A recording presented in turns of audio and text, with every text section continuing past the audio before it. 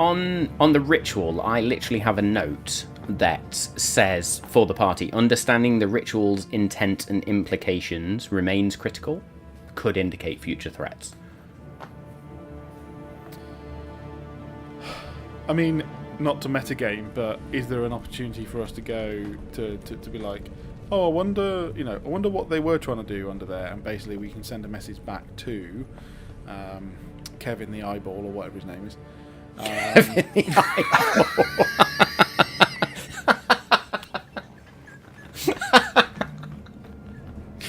Fucking brilliant.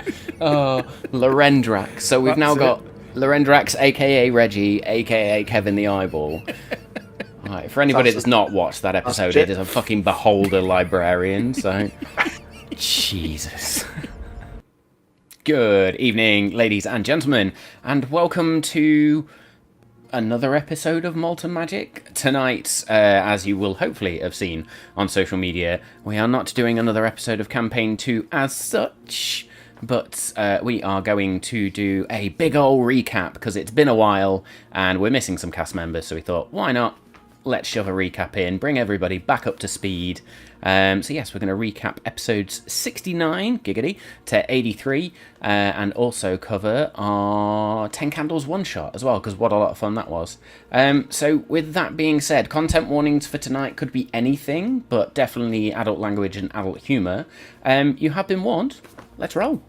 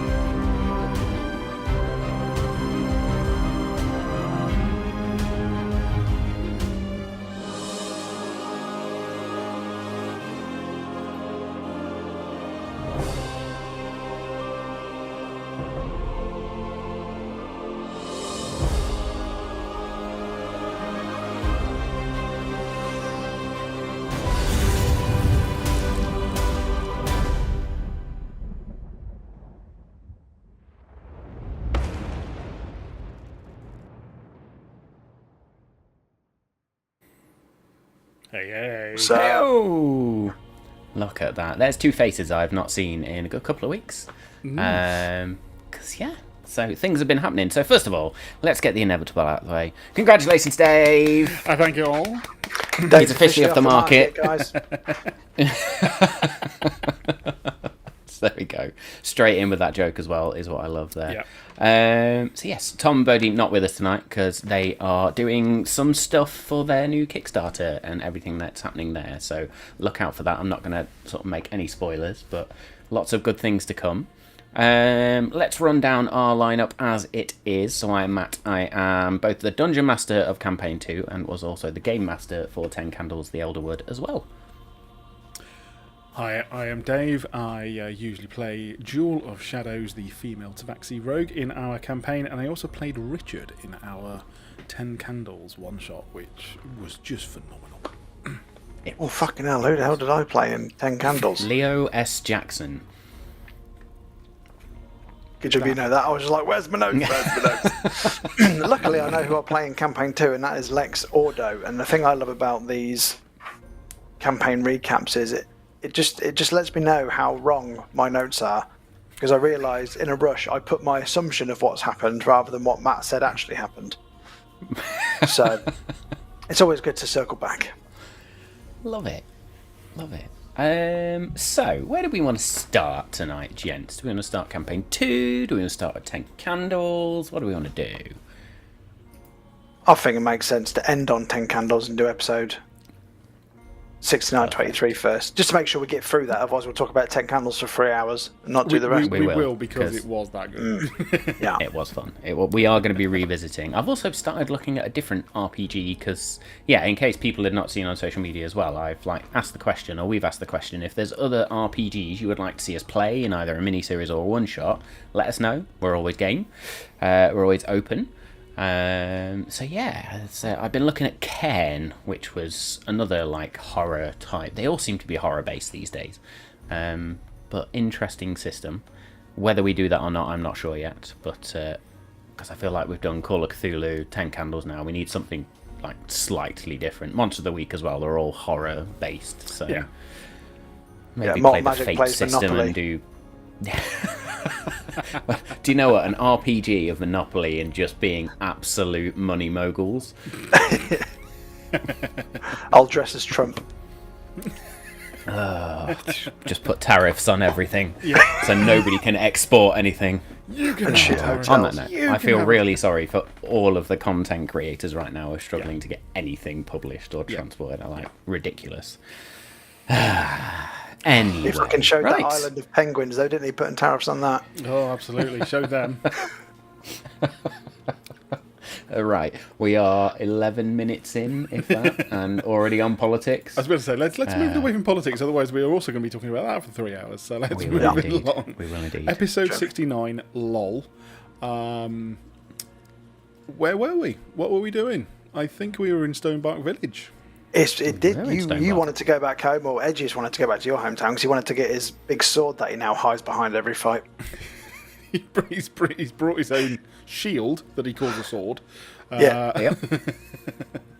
On that note, is it part of 2024 that there is a cleave facility? Because I would have thought that maybe Cavern and now Edges can probably take use of that. Providing they have weapon mastery. I mean, the thing that Bodhi and I have discussed is, in fact, is Cleave a weapon mastery? It might be a barbarian thing. There is something to do with Cleave, but Bodhi especially, even though he is a swords bard, does not get weapon masteries. Yes. So I'm hoping they're going to fix that in the No, exactly. I'm hoping they're going to fix that in the upcoming stuff that's coming through. Does a blade singer wizard get it? I don't think so, actually. I've not checked, because I don't even think that's part of the core 24 rules now. I still miss... was it Arthur Bretherington III, or whatever his name was? Anthony Bretherington III. Is Cleave basically like a strength version of Assassinate for rogues? Do you know what? Let's go have a look. So Cleave, as far as I remember, we've gone off on a tangent already. If you kill with, let's say that an enemy had 15 HP left and you do 20 damage, you do 5 damage to the person next to them, if there's someone next to them. Yeah. So Cleave has changed slightly now in terms of it is a mastery property. And yes, if you hit a creature with a melee attack roll using this weapon, you can make a melee attack roll with the weapon again against a second creature within 5 feet of the first that is also within reach.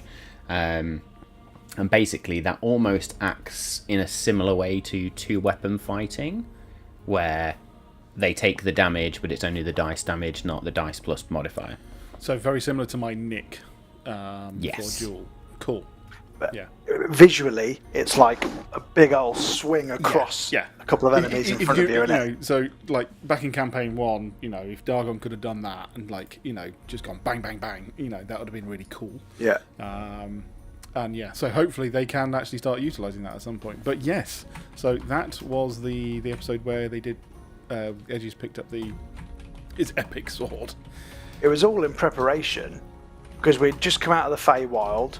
We were taking stock of what had happened, doing a bit of a supply run before we then went on to interrogate Cassian Vale, who we said would be right back to interrogate him, and we've been gone for fucking ages as per usual. I think this is also after you'd just been given the keys to the city, effectively, for Union City as well. So you were on a proper high. Yeah, and that was properly, we truly understood what the keys of the city meant on that one. Yeah. So that went down well. Oh, we did also, I think, at this point, find our characters found that M had been resurrected. Was that the same episode? Yes, that was at the very end of episode 69, the beginning of episode 70. The other thing that happened in episode 69, which we can't skip over, was Cavan and Mara getting engaged. Yes. Yeah. Yeah, which has, we're all like, oh crap, now we need to make sure that Cavan does, that he needs to stick around, he needs to be alright. We like, he's the front line. How many arrows I can throw at him now. Yeah. Matt's now how many monsters can I just put in his way? Yeah. Yeah. Yeah, this campaign 2 will end with the wedding, but Mara's a mimic and just eats Cavan and then end scene. That's it. Brilliant. Or is it right, so, well, again, I say, Danny, why are you not dungeon mastering at this point? Like, why are you not DM? Because you don't actually try and kill us, where I'd get carried away and be like, it'd be funny if I did. Well, that's why I think you should do a mini series or one shot where we, where basically we have to have 3 characters like prepped. And it's just like all of us have 3 characters like ready, and then no guardrails whatsoever. Just or it'd be like Quentin Tarantino. You have 3 characters, but I keep doing time jumps where you're actually playing all 3 characters in the past, present, and future. Fucking hell, I've just blown my own mind. That's good. Okay, I mean that's going on the list, so we'll let you know when that's going to be scheduled, guys. Because Danny has officially said it. It's canon. It's going in. It's going in the diary. This isn't recorded, is it? Shit. No. Yeah, but we've got the keys to the city. Cavan's just got engaged. We're on a high. We're giving it Billy big bollocks. We go in, underestimating Cassian Vale to interrogate him, just to get information on what we thought was going to be the Triumvirate or the Serpent's Cloak or whatever. Turns out he'd laid a trap the whole time and was just casually waiting for us to saunter in so he could mug us off. Yeah. Yeah, I think this is where you've got bubbling. No, there's a few things that are bubbling in the background. Like there's the franchise piece, which is hysterical, with business cards, posters, and new buildings being set up, like all in the background. But you've also got Jules' ongoing tension with the Serpent's Cloak occurring in the background as well, because as you headed off to Eleanor, it was a case of, okay, that's true. We know that Cassian Vale is a member of that, we need to go and figure that out. There's the missing elders piece that is still there in the background as well, and then you get into Eleanor and trigger the trap at the end of, I think that was the end of episode 70, was it? Yep. I think so, yeah It was. Where you walk into the shop, having spotted the little subtle sign, Kingsman type sign on outside the shop, walk in and bang, everything goes black. And then we had a lot of fun as a crew, because it was the first time we had everybody plus 2 guests. I had Fletch from Eldritch, I can't even say it, Eldritch Press. Easy for me to say. And Josh from Roll Together. Mate, that was chaos in the best possible way. Shout out to both of those. Yeah, I mean, it was so much fun. I barely remember the episode because I was just making sure that it was all working on in the background. But of the bits I remember, it was so cool. And I did love looking over anyone on the podcast. Basically, I've got all these screens now, but laptop was off to one side, and I just kept looking over at them, just seeing the fact that like we've got these extra people like connected into the system. It was so much fun. I mean, they didn't bring with them anything insignificant. Only a portal to the Shadowfell and a big fucking red dragon. And an absolute massive lore dump at the end of it that just was unbelievable. Mate, the nuggets that were dropped by Armand alone. Yeah. There was a lot there. Yeah. I mean, not just the homebrewed red shadow dragon, which I had a lot of fun creating, I'm not going to lie. I feel I could have done more, though. There wasn't as much higher stakes as I thought, but I think that's probably because I was like, against brilliant. 5, this would be really tough. And then there was 7, because Takami and Callum are still around. So, yeah, that was fun. Also, we're pretty good at ruining your big plans with amazing enemies, because we either banish them, incapacitate them, or stop them doing something. You're like, all right, if you did one more round and they'd have done this and you'd have all been dead, and we always seem to nip it right in the bud. I think that was Edgius again with his new type of finger banging, wasn't it? Where he like exploded his skeletal finger off. And, yeah. Crazy crap. So just that whole episode was just a big fight, I believe, as well. Mate. Up until the end point. Yeah. Because you're chasing that. Was it the shadow orb? Yeah. That was the other bit. The bit that was stolen from Jewel, or Jewel had helped to steal in the origin story. And I was really trying to get that back off him, basically the entire time. Yeah. Because it was not only trying to kill the dragon, but stopping Cassian Vale escaping through into the Shadowfell at the same time. Yes. That was Jewel's, need was to make sure he didn't go anywhere while everyone else was working on this dragon. So yeah, I don't think that Jewel really, if at all, fought that dragon. It was very much just like... Yeah, you were stopping Cassian. I think it was like Takami and Cav and Callum were at the portal fighting stuff back, and then the rest of us were on the dragon. Which again, quite cool. The fact that we have, and in later episodes we've had this as well, where we've discussed, how the team works together, how the party, actually can help each other. Yeah, but if you imagine that as like a cinematic movie scene, where it's a bit Avengers-esque, I suppose, where you've got loads of scenes happening in one scene. So if you were to do a panorama of it, we've got us fighting a dragon over here, you in a hot pursuit, and then them fighting off hordes coming through a portal. That's a fucking cool visual. It's the fight scene in Dungeons and Dragons Honor Amongst Thieves, where one red wizard and 6 people just battering the crap out of them. So it's Age of Ultron. Do you know what? I actually thought of Age of Ultron when I was thinking about that. Yeah, the fact that it's just these fights all over the shop happening, and that was what was happening. So yeah. I think that was also your first use of Astral Whisper, Jewel. Possibly, quite probably, in fact. Which has been that underlying sort of gift that Jules had but not used. Yeah. So is that the first time you actually accepted or embraced your new gifts properly? Yeah. And being less afraid of them. I think possibly just because the stakes were so high. This was just this person cannot leave. Therefore, I'm going to open up and use as much as we can. I think it may have also been impacted that M is back, and probably not in a almost definitely not in a good way. So therefore, it was like, look, we can't be denying all this help. Gotta start using it. So that was very much an important decision, which has obviously helped in the future times from this episode. But there's also been some other stuff I don't think she has done to fully utilise the powers that she's been given yet. And hopefully, the time will show up where she can start utilising them better. But yeah, I think seeing how just really crucial it was to get to stop him from doing anything was really, really important. And the fact that she was getting absolutely owned. It also shows a good character. Like, if you look at Jules' character arc, don't trust magic at all, gifted a few things, gifted in more things, use it, really powerful, really helpful, still not trusting of it, and then starting to come back up the other side again now. Yeah. I think in hopefully that good way of those who are good with power, those who don't seek it. That's what Jules trying to do. She's trying to really be that one of like, as soon as this is over, I don't want any of it anymore. But that's not even a sort of necessarily a thought for her. It's probably just an underlying, unconscious decision that's what it would be. And again, that's why it's like just hesitance to always to use it. It's always been that thing.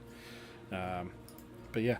So, what information did we actually then get from our shadow travelling? This is where we got the lore dump of all lore dumps from Ottoman. So he was telling us about, because he's like a patron of the Raven Queen, isn't he? So he's like a champion of the Raven Queen, sorry.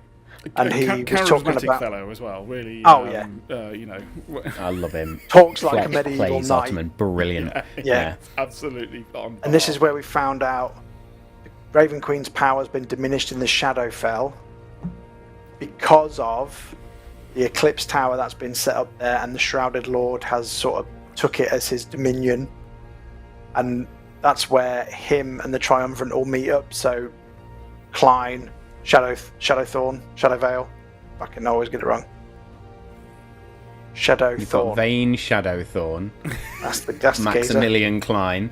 Shadowvane. Fucking hell. Do you know what? I'm right there with you with Shadow Vane. It's crazy. Yeah, I can't. That's his name now. I've written it down. And then, and they were talking about the convergence of ley lines, because that's when we found out it's the polar opposite, upside down. If you think of Stranger Things, of the Azure Tower on the Crystalline Isles. Mm-hmm. There's two more. We learned there's two more Shadowfell portals in Rosendum and Thalyssa, but we knew Thalyssa is where shit got real anyway. And then that's when Garnet, Josh's character from Roll Together, told us about Mournweald, which drains power from other realms because he's stealing souls from the Raven Queen, which is why those shadow creatures are stealing life force from people. And he also was the first mention of the Eclipse Codex. Ah, yes, which has been very, very, very important in later episodes. Yep. And it's also the episode where Aegeus completed his promise by, when we defeated all the dragon, closed all the portals, he planted the final seed to give Nimue her full deity-ness back. And well, it wasn't necessarily back, I don't think, because all of these are new gods, are they not? Or did I get that one wrong? Some of them are new gods. It's not wrong at all. The way we've been describing it is new gods, but peek behind the curtain is essentially like, I've treated deities almost like energy in the true physics term of energy cannot be created or destroyed, it is just transformed. So deities are not created or destroyed in the same way, they are transformed in a certain way. And it's also a way of us getting away from certain other pantheons into our own custom pantheon as well, which is where I've been sort of heavily going with that. Because there's also, going off on a total tangent here, but talking about the pantheon of Ardalia and our universe, you've got the old gods who are starting to play a little bit of a key role in what's going on as well. And some of those old gods might then be the new gods who are either reincarnated or just... Well, yeah, because, spoiler alert for later episodes, Kronos is now the Watcher, in a way. Yeah. Yeah. Well, Kronos is a special case because we know what happened to them, but we'll come to that. So, does that mean then, Nimue, because in Campaign 1 when we were talking about the old gods, there was like an old moon goddess-y... Well, the Moonweaver. So is Nimue like a reincarnation of that? I'm not going to say too much about Nimue because she's critical to this campaign. Nearly teased some out of them. We nearly teased some out of him. Other things that will happen in this campaign. Just another. It's all good. It's all good. We're fine. It actually becomes more belligerent after whiskey, so it's not going to help. Fuck you very much. See what I mean? You can't work with these people. So yeah, I do love the sort of the update to the Pantheon. It's very cool because, you know, not that these are the same, but I didn't want to have a character that was, you know, in any way like a warlock or patron, or the patron was Pelor, whatever we were saying. Can't remember now. You know what I mean? And so therefore it's like, well, do you pick something opposite? And it's lovely and it's really cool that therefore it's like, doesn't matter. It's completely different. It's a fresh, you know, we are finding out who the Watcher is as well as our characters. And that's... So I've started really referring to our previous set of gods by different name, like Palor is now just the sun god or Yes. the deity of light, and I think I did the same with Ray as I was typing up notes recently. Like I'm just changing them to these little things like that, just to move away from that, because it was essentially the Critical Role pantheon as well, which Yeah. So yeah, Again. like we'll get a. Well, I suppose that's the cool thing is like you don't have to have a version of the Knowing Mistress. The Knowing Mistress can be mixed with something else. So and we already played with that right at the beginning of this campaign because we gave Ioun a different name in Clothis. Yep. Yep. So that's all very cool. I'm very much excited to then know more about them. And just to show you how much we also packed into the guest spot episodes, which is why I don't know how we managed to fit all of this into like 4 hours. But as we were escaping, we found the people in the cages. We found like the moon goddess servant people who set it up as the new temple. But then we also found The Moon Maidens. Thank you, the moon ladies, close enough. And then the serpent cloak man. We found a buyer anyway because We did. Cassian had obviously usurped him, took it over, and was being a knob. And then we found the OG from campaign 1. A buyer who everyone thought was dead, like a shriveled, skinny husk in a cage. So again, to give some context to some of that, we thought that was it Cassian Vale was just your standard Serpent's Cloak envoy of Elinor. So just one of many ranks. However, they had very much been this black cancer in the Serpent's Veil and had taken over. The only way that they could have done that was by taking a buyer, essentially hostage, or locked him up, so that he the true head of the Serpent's Cloak could not. Understandably, Jewel was very hesitant to trust Abaya, but thankfully I think Abaya had learnt a bit about Jewel, possibly, in his time, and obviously information is their power, so it wasn't really a surprise. Jewel's very nervous about taking any agreement on, but after a good long conversation with them and knowing that the Serpent's Cloak aren't inherently evil, has tentatively discussed the options of being part of the Serpent's Cloak. In fact, being I can't exactly remember, so I'm going to have to find out the exact term, but a part of the Serpent's Cloak. Yes, you were offered the rank of Shadowblade. That was it. Oh, did you actually take them up on that? I can't remember if you ever said yes. No. It was basically, it was when we meet again, I'll have my answer. It was essentially It's a very big maybe. Okay. Yeah. Because we also forgot to mention you stole the Onyx amulet from Cassian, didn't you? I did. Which so we still have? Yep. Have we figured what it is yet? Was it part of the, or was it what helped us find then?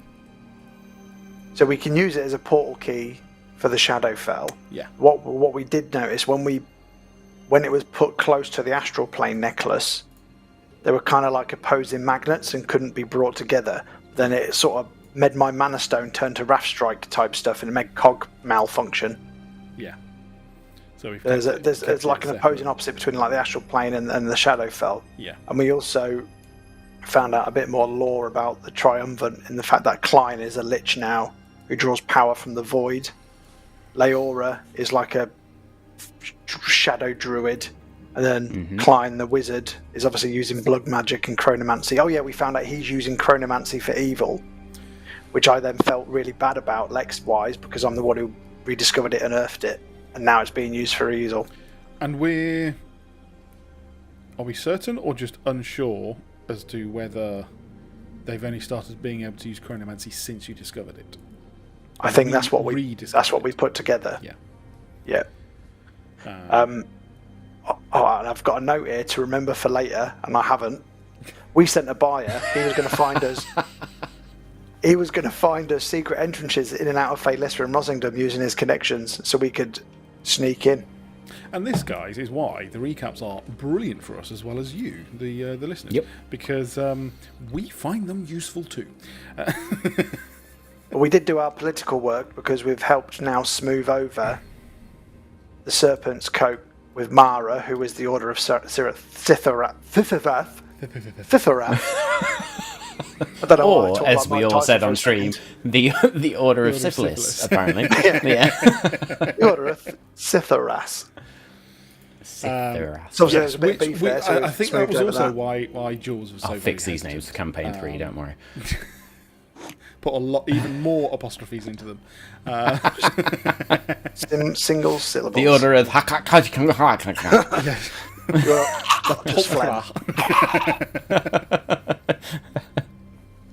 Brilliant. Sorry, Danny, That's you were when saying. you're going to use that African language, which is just clicks for campaign 3, and it was absolutely fucked.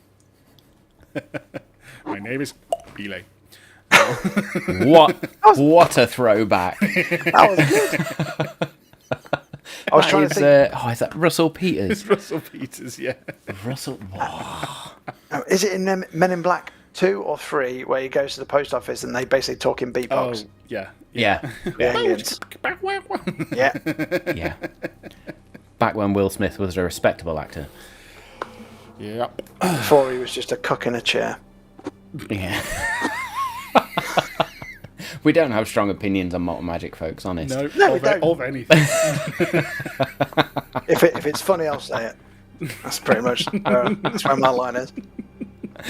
Brilliant.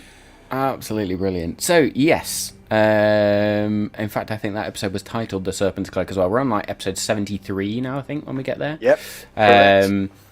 So, yes, Nimue has come into full power now as a deity having... So the key bit there was she was obviously trapped in that demi-plane, or just a bit like Nihilin, she was abstracted from the world. And by planting the seeds... Sort of like a mixture between like the Fae and some sort of moon connection. It had Fae tendency feeling to it when we were trying to... It was essentially like the mirror dimension, if we want to use like Avengers terms and Marvel terms. It's that feel to it, was the way I was going with it. Like she's in a reflection, but she can't influence particularly potently until Aegeus then provides 3 points of power in the world, and boom, she breaks free. And fully, the fact that he did it in the Moonwell Sanctuary, amazing. Like, couldn't have picked a better place for it. I was going to also say that the fact that it was beneath the church. Did he do it on purpose? Sorry, I was laughing at Danny sort of a bit shit. I think he definitely did it. Well, yeah, obviously he did it on purpose, but the fact that it was revealed to be the Moonwell Sanctuary and you found the Moon Maidens just made it all the more important. Yeah. And just a little side quest where it was actually the Silver Moon Festival, wouldn't it? But then some little nymphs or some fey creatures started wreaking havoc and stealing stuff. So we had a little mini mystery to solve. For the first time, we managed to also not go into combat with it as well. Yeah. Nailed it. Because in our heads, when we set up a detective agency, that's what we'd do. Every week, we'd solve a mystery, but what happens is not that. For anyone who's watched the episodes before, you will know this to be true. Yeah. And I think that's when we was like, come on, we need to stop doing side quests now. We need to progress the main storyline. Like when Red Dead Redemption, you end up spending 3 hours just hunting a bear in the snow. And you're like, shit, I haven't done any of the main story. Another good throwback. Look at that. They're all coming out today. So it's alright, I'm scrolling back through all my other notes now to get to where we are. While you're doing that, good evening, Data, and everyone else in chat. Hey! Welcome. As a side, I knew I shouldn't have watched the football tonight. We're already 2-0 down, so fuck it. Anyway, bye Leicester City. What a shit show. So yes, episode 73. Yeah, that's where we're. Yeah, so Moon Maidens, Cassie Vale. What have we got here? Rise of a New Deity, True Leader, Alliances, Triumvirate. We've done. Yep. Yeah, I think this is also where the wheels started to come off a little bit early on in the Planar Detective Agency. We started to get a little bit fractious with each other as well, with things that were going on. Tensions were getting high because, it was all getting very important. And, Yeah. we were... There is a lot on the shoulders of the Planar Detective Agency. But knowing that there are connections to most, if not all, of the party, in terms of people we've lost due to all of this and other things, enemies that are very much connected, so Aegeus and Klein, and again the very recent sort of in campaign 24 hours since everyone found out that M has been brought back to life and very likely once again an enemy of ours, was putting tensions on. So yeah, when we got, or was going to, because that was the other thing, is Jules' sense of I don't know whether it would be justice or more of just doing what is right, not leaving people to just fend for themselves, especially when I suppose it probably would be a sense of guilt, that it's kind of because of the Planar Detective Agency. She did definitely want to go back to more Stacy and help them. Well, that's the thing as well, because Aegeus and Cavern's pasts have led them. They've been betrayed. They've not been able to trust people. Yeah. As soon as a character we ended up trusting has now come back as a bad guy, it just brings all of that back up again, and then they start mistrusting everybody we consider allies. Yeah. But then what didn't also help is we got on the ship to go back to the Crystalline Isle. You started seeing those weird green flashes. Yeah. And then all of a sudden we're over more Stacy. We've got fucking elders on the ship, shadow creatures on the ship, and we're in a fight for our lives on the Ebon Mirth. Yeah. Again. And they've been stowaways on the ship for God knows how long. I think only since Eleanor. Yeah. Well, it was since Eleanor. And there was some very, very tactical use of spells in that fight, because I promise you, had you not banished one of them, you were all fucked. Oh, yeah, hang on. Let's circle back to that, because that was one of my crowning achievements. Banishing somebody, getting the ship to accelerate forward, bring them back 2,000 feet up in the air, and just watch them drop to their death. Well, that is the point of banishment, is they come back to the point they've disappeared from, and you're on a moving vehicle, so... We still don't know whether it is, whether they are dead. Don't say that. Have you met this man? It's true. I felt that one, Dave. Like you weren't checking what spells they had left and were like, oh look, Featherfall. After all, these were like level very high. Don't know how high. The way I always say it is, if you've not seen a body, there's no guarantee they're dead or alive. Yeah. So. Yeah. And bearing in mind that one of the elders, Leora, is that the word? Is that her name? Leora. Leora is part of the triumvirate. We're like, the rest of these guys are just going to be, they're going to suck. And yes, we did end up more Stacy battered and bruised, but alive thanks to Lex's incredible spell work. I guess a little hazy for me, I'm not going to lie, but Lex, what the hell did you do to go back in time? Kind of. I think, are we at that point yet, or was that a little bit further The next on? episode is the horror of more Stacy, where I do use my chronovoyant. Yeah. So this is where you also piss Brom off, I think, in this episode, isn't it? And this is what caused the fraction, the proper divide between the team, because Cavern and Aegeus were like Brom's a knob, and And Jewel was like, no, he's We're not. being the He's knobs." just been incompetent, if anything. A mixture of both, it's that Yeah. knowing that when someone has been given orders, if they actually don't do those orders, they are actually in the wrong, even though they may well, and we found out, could very well easily sort this out themselves, and I believe has done so. So yeah, we were going to free more Stacy of this terrible blight, this abomination of a worm that Jewel had seen. So Jewel had knowledge of this. Of course, wanted to just help and fix it and sort it.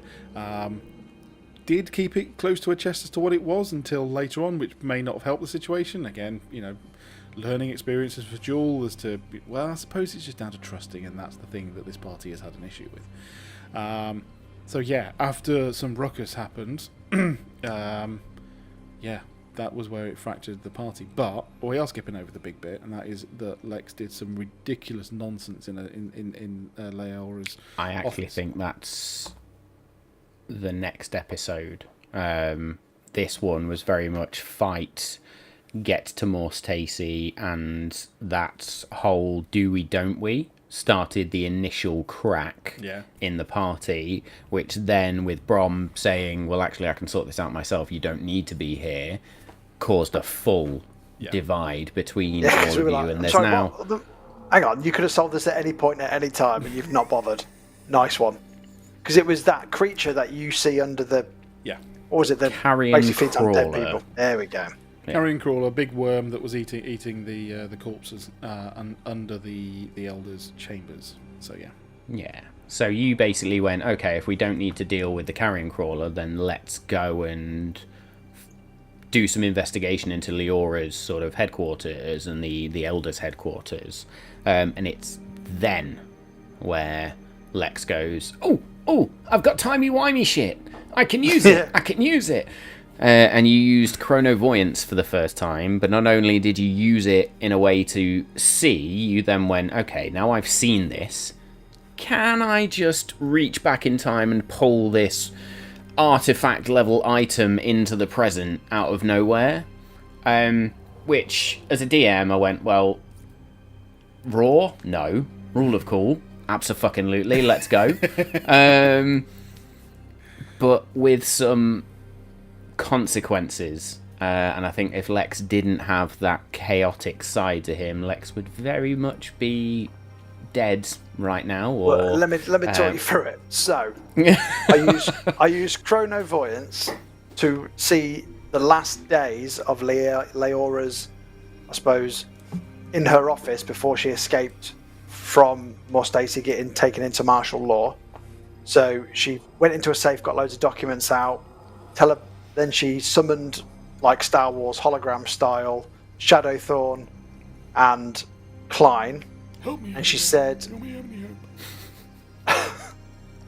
fucking hell, where's it gone? Oh, there we go. She admits more Stacy's lost, but Shadowthorn, she confirms Shadowthorn is in Rossington. She will go to the third location, which we didn't figure out, and she's going to try and start the third convergence to give the Lord his power back.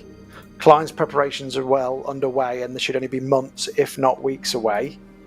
Shadowthorn has perfected tapping into the void, and the Dark Orrery shows him so much, and he wants to claim the other two. One is in Rossington, and one is in Thalissa under the Temple of Clothis.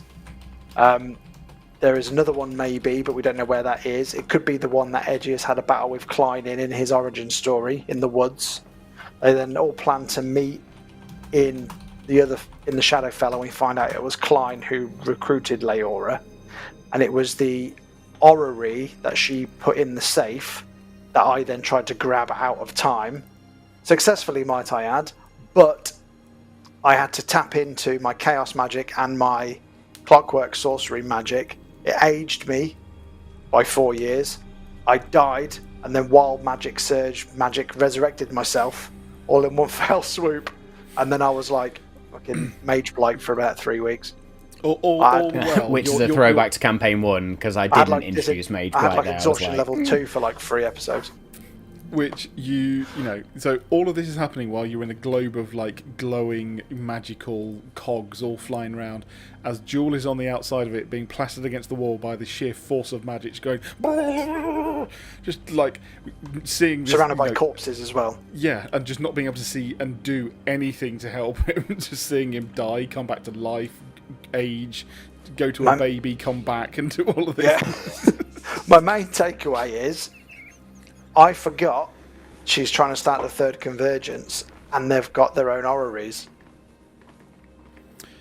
The thing is, they're trying to do their third. We're assuming that, therefore, they only need 3, and therefore we have 2 places to go and see which one of them they're actually going to go and complete. So because I've got the orrery as a... Go on. I was going to say, I've got the orrery as an item in my inventory, and I've read it, so I know what it does. But Lex hasn't ever attuned to it or anything yet, because we've obviously been for that running on adrenaline so far, haven't we? Yeah. But there's also a case of if you attune to it, you lose attunement to everything else. I think was one of the I can only be caveats of attuned that to level that of item. Yeah. So it's got to be an end game scenario if I want to use it for something. I think this was getting to my point, which is that you kind of discovered the orreries. Like we introduced the orrery itself, the idea of an orrery, in episode 1 of the campaign. And it was always going to be crucial to the campaign. This device that deals with planar energies and tracking of planes and things like that. So we've now got to the stage where you've kind of gone, oh shit, this is really important now. This is critical to what we're doing in one way, shape or form. I don't think fully understand how or why, but at least you've got to that stage of they wanted to protect this. The one thing they had in that safe was this orrery. So I'm going to pull it back. I'm also going to give my sister a shout out because she was the one that gave me the original idea by gifting me this, which is for Christmas. So cool. So isn't that? So, yeah. Which is up there. So I always have it just behind me to remind me. So yeah, and that then do we go to Morse Tacey or not? Brom's a dick. Lex almost kills himself. The party full on straight down the middle. That's where. And again, it from I think we can all see from every character's viewpoints. There's a hell of a lot on all of our shoulders, and yet Jules' sense of right isn't always right. It's her side of right was that these guys have a job to do as well as us, and why does that make us special? Nothing makes us special. Time and place, quite frankly, has made them. Coincidence has made them special. Totally understandably, Edgius doesn't feel that way because he has lost so much to be where he was. He's living past death to do what he needs to.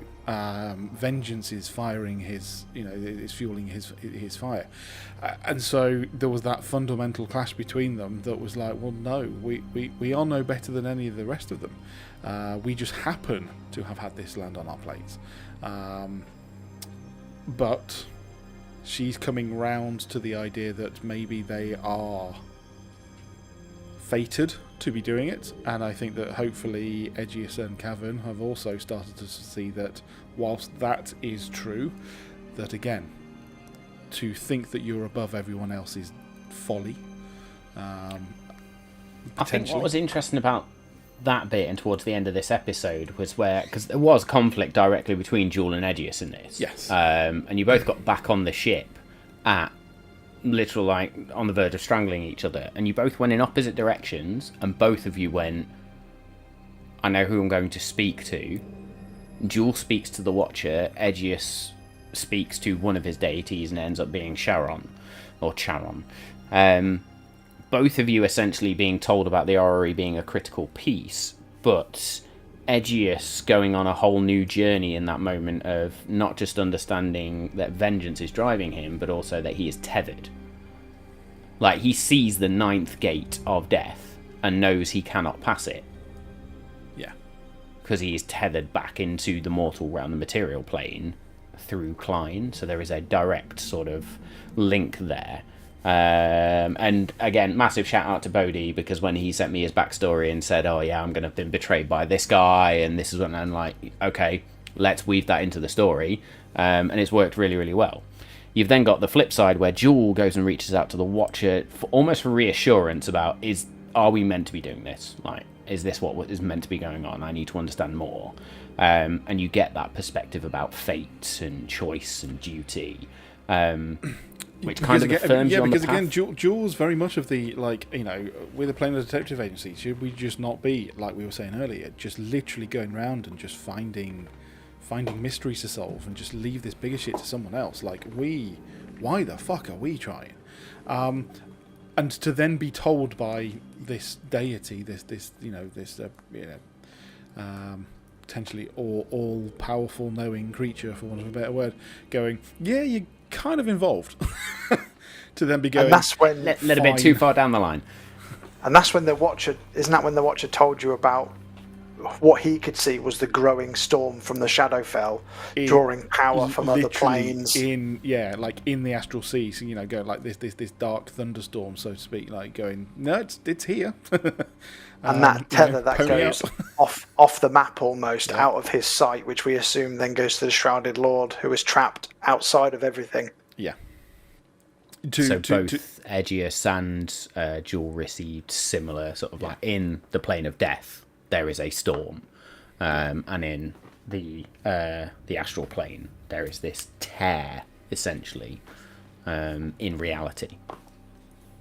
And then also in Mechanus there's a dark tower as well, isn't there? There is a dark tower. There's like a weird have yet to gearing. confirm whether that's connected or not. There was a number of things in Mechanus. There was a number of cultists that you were told to avoid, essentially, as part of Lex's origin story. I think that's a red tower, isn't it? Oh, that's the Asmodeus' tower, isn't it? That one. You're not 100% sure what that is.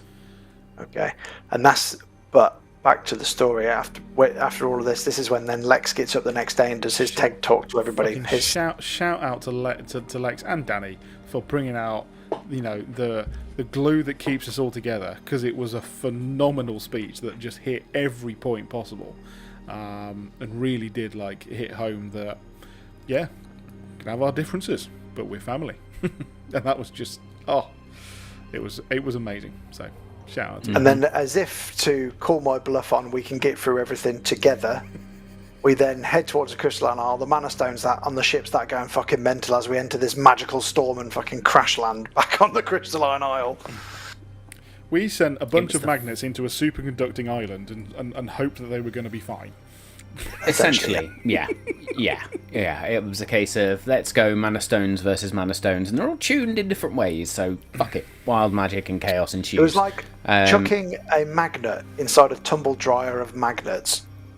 And just... Or a magnet into an MRI. It was never going to go well.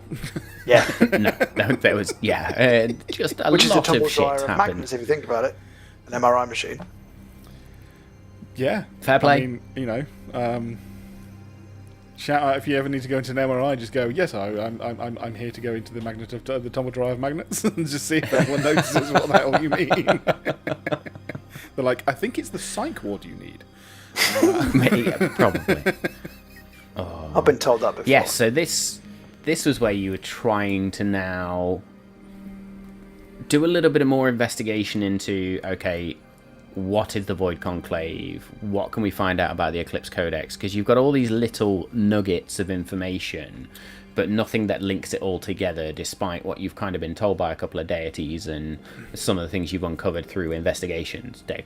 We'd been told that, you know, this legend of the conclave was banished and clearly gone, and now definitely fine. Now, you know, and they were, you know, in caves underneath the crystalline isle, but can't find them. They're not there. All sorted, no problem. We were very skeptical about that when we heard that. That was quite early on. We did also know that Maynora was recruited early on in Jules' origin stories, that she was recruited by these, and so there was clearly a connection there. And they're just going, look, that was the whole reason for us basically going there, and the Via More Stacy was the because Jewel needed to, emotionally needed to. That was always our destination. So yes, we headed there to find out what information we could find, and my God, did we find some other stuff going on there when we did get there. I was going to say, let's also shout out, because this was also when we properly got around the table for the first time. We were getting to sort of that stage. I think there's an episode where you crash land and you now find everybody encased in this dark crystal. Void crystal I let slip at one point. So forever there now. Yeah, so that dangerous landing, just going back through my notes, you find everybody encased in this dark black purple crystals, including Grand Magister or Archmage Alaric. But it's then I think it's Lex actually, you go down to the library.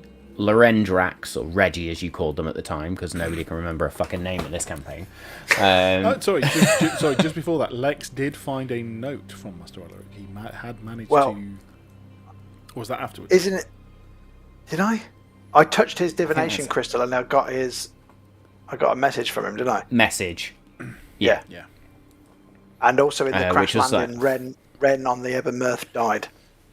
Rend did, yes. Rend was rent, as their homunculus core essentially just exploded. But also, we also lost, and he was much more than this, but basically our guide to the tower was also... Elysian Crystal Weaver. Yes. The head of security or something? He was a war mage. Yeah. His staff, if anybody ever goes back to pick it up, is fucking amazing. Cool. Did we not pick that up? I think somebody did pick it up. I'm sure Somebody's got it. Yeah. Has Callum got it? I think he has. Callum's been given a lot of shit at this point, and like... I can't use this, give it to Callum. That's basically what we're doing. Basically that, like, Callum is just now the bag of holding. But also the dragon obviously deemed us all worthy. We didn't have to pass any tests, including the Ebonmirth, and he was the one who tipped us off. He hasn't heard from the wizards in a few days. It's all gone a bit weird and quiet, and we should... This is another reason for letting you... Like, you'd already passed his test once... early on in the campaign, pre-Aegeus and Cavern. He knows that something's wrong, being a dragon tattooed with arcane symbols, essentially, and tapped into that arcane energy of the Crystalline Isle. Knows something's wrong, sends you to go and investigate. The crew of the Ebonmirth have got to sort of pick themselves up and figure out what to do next. They have no ship, currently. So, you sort of then... You're on main task. Sorry about your ship. Sorry about your homunculus. We've got shit to do. So yes, you discover Master Alaric's sort of final message to explain that people have broken through and this is what's going on. Dave, you're right. He did leave me a note under that crystal. Yep. It's the conclave is real. They're behind the attack. The note tells us where we need to go. So he gave me a note to tell me where to find the lair of the conclave, and he also tells me about the orrery and tells me it's the orrery of Idalia and tells me insights on what it does. So you were right. Yeah. So he tells us how to then break into the Void Conclave base via the library. Yes. Which is then what we do in episode 77. Well, you head down to the library first and do a little bit of investigation, because that's where you find the book, which gives you those details on here's the 5 pieces of the Eclipse Codex. Yes. It's also I tried to find information on Kronos as well, but not a lot happens there. It's a bit of a dead end, that one. So I think throughout these 3 episodes, I ask you about 7 times for a perception check in the chronomancy room, and you failed it every fucking time. And there's I tried so hard to give you this item, and every single time the dice rolls let you down. So I, at that point, just held my hands up. I was like, he's not going to see it. We're going to move past it. So yes, there's an item in there. It doesn't matter now. It's not important. You've moved well past it. God damn it. But yes, so you understand now that there are 5 key pieces, and everybody did rightly sort of come to the conclusion that this is our Infinity Gauntlet type scenario now. You've got the Celestial Shard, the Abyssal Core, the Elemental Seal, the Feywild Amulet, and the Mortal Keystone. And it's upon mentioning the Mortal Keystone that Takami sort of goes, I have a clue. Yeah. And talks about her connection to that particular item. Oh my! And I've just read a note. Another thing, right? This is quite pivotal that we need to remember, and we need to make sure Bodhi remembers it. Can you remember the book that we discovered, covered in chains, and it was calling Aegeus like a banshee? Didn't you pick it up and look at it? He tried to touch it. I tried to break the spell that it had over him, but I missed, and I broke the spell on the book. The chains opened, it turned into a scroll, shoots into Aegeus' hands, and essentially became a sphere with the power of the void, and you can perform a ritual where you can successfully make every sentient being in the multiverse forget an entity that we choose. Yes. And we were going to pick, like... We were going to make everyone forget the Shrouded Lord existed because we thought it would remove his power. We haven't done that. That's disappeared forever in the memory banks. There's a reason for that, though, because the consequences of that spell going wrong are pretty severe. Yeah. It's one of those like that's your Hail Mary, in it, where if you fuck up the wording of it, you've really messed it up. Tabaxi on screen. There is a Tabaxi on screen.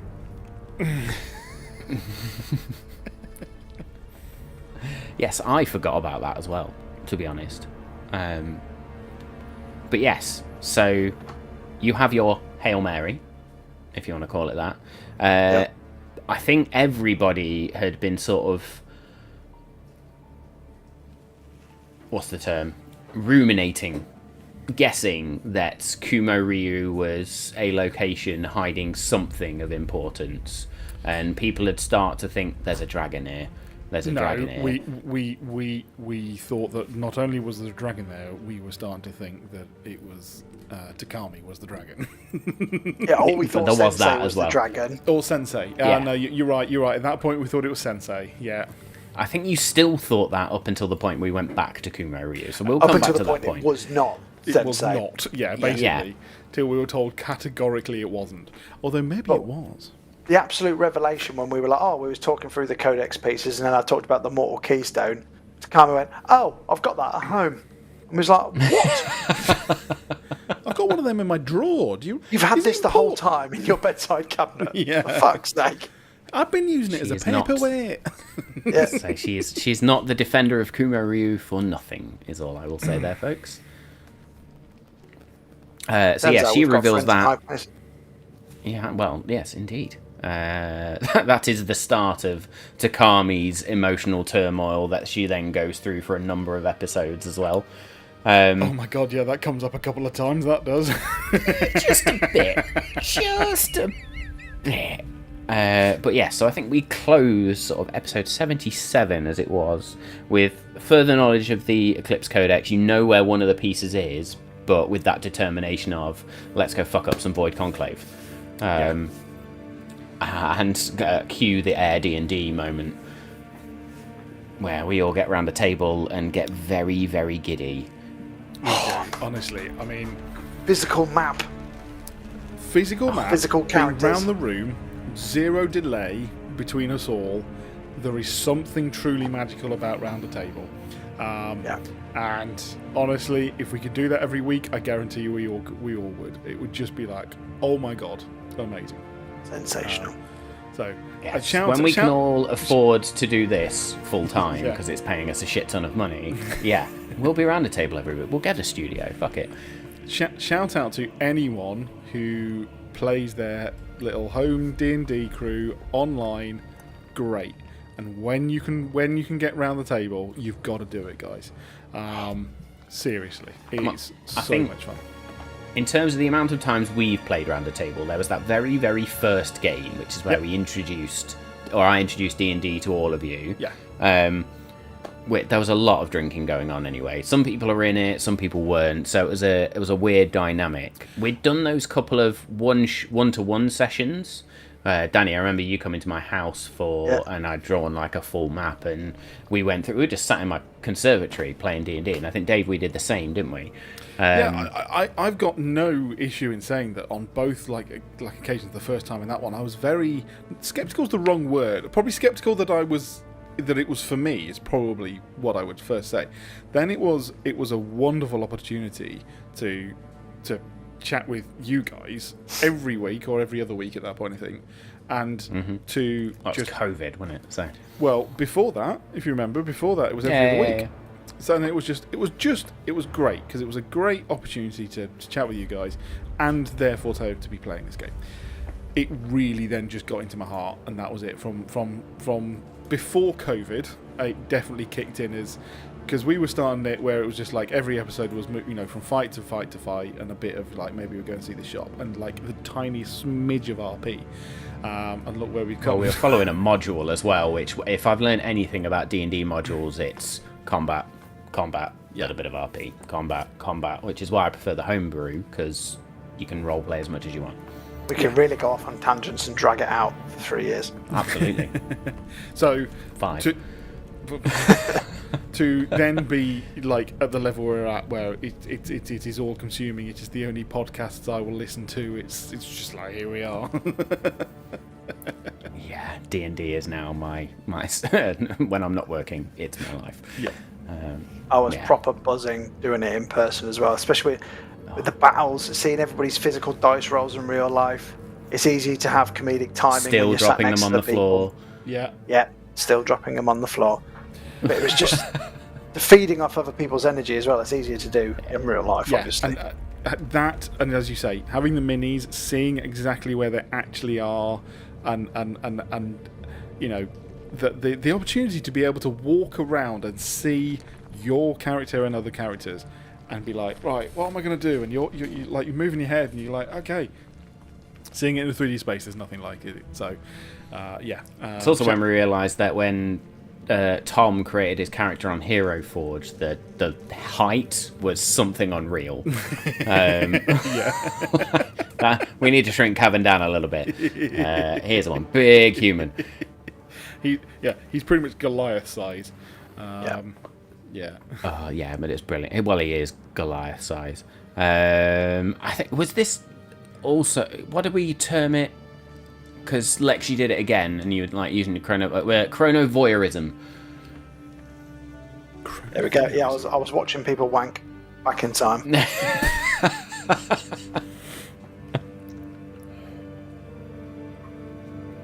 But I remember big old drink in person, and we did it wasn't a door that flummoxed us this time. It was a big floaty purple orb of energy that we were like, we can't get past it, we can't go over it, we can't go under it, we'll have to go through it. No problem. And George went, I don't know what you're on about, just like... Because we were chucking rocks here to see what happened. Yeah, no problem at all. There were a number of traps. You just lubed yourself up and slid under it. For anyone who again, side tangent, for anyone who loves the tech side of what we do with D&D and everything, I had a whale of a time getting camera angles on that map. It was delightful to have that much fun. You spent most of your time out of turn, just where can I position the camera next? Oh yeah, well, I literally don't remember any of the things that I said Jewel would do, because I was just on camera duty, and what did it look like, and I was having an absolute blast. I think the only disappointment was the fact we lost the audio for the majority of that fight. So we have spoken over it. We've learned lessons for next time. We've learned lessons, and I'm fully on board with, we do it again, literally with the most minor tweaks to our setup, so that we know that we can recover anything. And I'm just like, I'm here for it. So yeah, absolutely. Because we then, big fight, discovered the Nothics, which were those one-eyed creatures. Are they the which ones was a callback. We've seen that before. Yeah. Episode 2 or 3 of campaign 2. In the cage. In the cage underneath the Temple of Clothis. Were they the void creatures? They are creatures that are transformed as a result of being exposed to the void. Were they the ones, or were they the ones that we basically ended up in their chest? No. That was the evil kangaroos with the void pouch. Evil kangaroos. Void-racked mages were what I titled those. And again, another homebrew creation. So I was like, if you're going to have Void Conclave, we're going to have people that have been properly fucked by the Void, corrupted beyond all recognition, to the point where, yes, they had marsupial pouches, which sucked you into nothingness. And if you didn't get out of there... Callum went about 8 times. To be fair, Jewel went a number of times as well. She did as well. Callum was... didn't go. Callum was persona non grata for the whole of these 2 like in-person episodes around the table, just constantly getting fucked. Can you also remember that he was like, right, I'm out, and he runs out I'm done. and gets shot in the back and just... I'm not doing this anymore. One of the funniest bits in that entire section was him just a lightning bolt, on the floor. Oh no, it wasn't. It was the fireball, because one of the mages just goes, right, drop, and boom. Yeah, Callum gets taken out by a fireball. And we had K-Rex. K-Rex. Forgot about that. Which, again, around a table, chaos ensues to the point where Edgius literally like, I can do polymorph now. What do you feel like being? T-Rex. Bang. K-Rex, which I imagined was a a T-Rex with a bandana on. Yeah, basically is like just a T-Rex in yellow overalls and a bandana. Yeah. Because Cavern, in full Cavern style, runs in, full guns blazing, while they're mid-ritual, in a rune circle, lands directly in the middle of the rune circle. Arrowhead formation. Yeah, we did. We did the flying V with Callum at the front, and as per usual, we fucked it. Callum ends up in the middle of a ritual, frozen in time. We just turn him into a big fucking T-Rex, so he's too big for the room and takes everyone out. We did stop the ritual, though, whatever was going to happen. Eventually. Oh, actually... Did we find out what that ritual was going to do? Were they trying to do a convergence? Ooh. Because Leora said she was going to get one started. Hang on, I'm going to roll insight on Matt. So.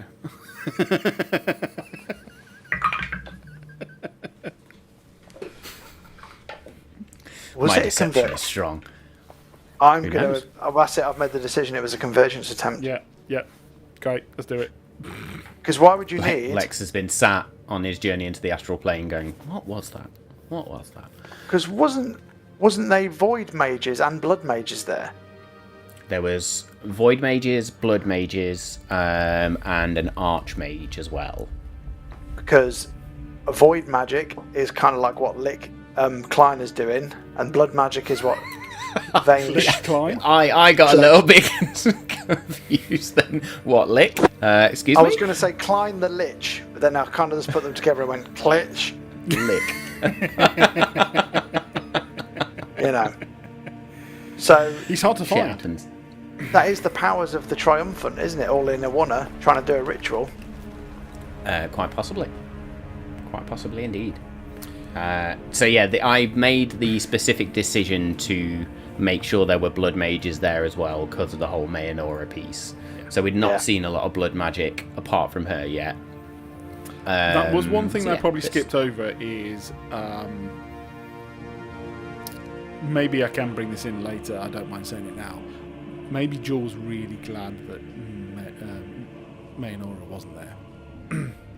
She's dreading the day they find her, I think, realistically. Mm-hmm. So maybe that needs to, to come out in the wash. That, she wants to find her and dreads finding her. And save her again, maybe. Maybe they need to look into how the hell they're going to do that.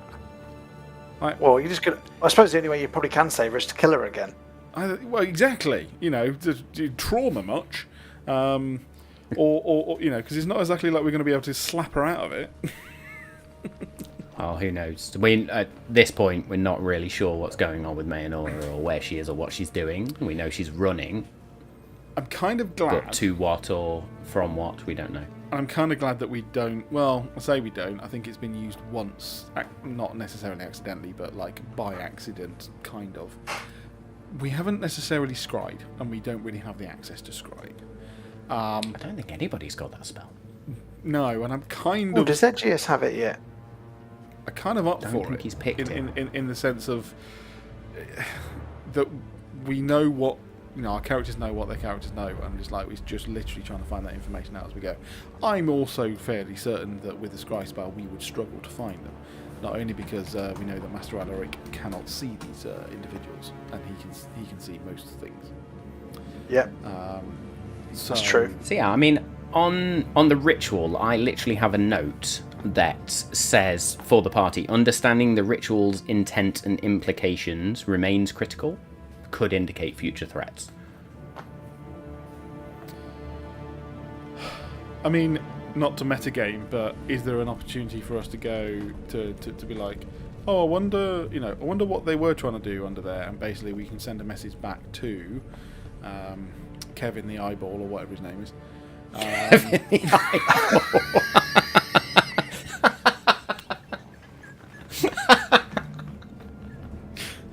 Fucking brilliant.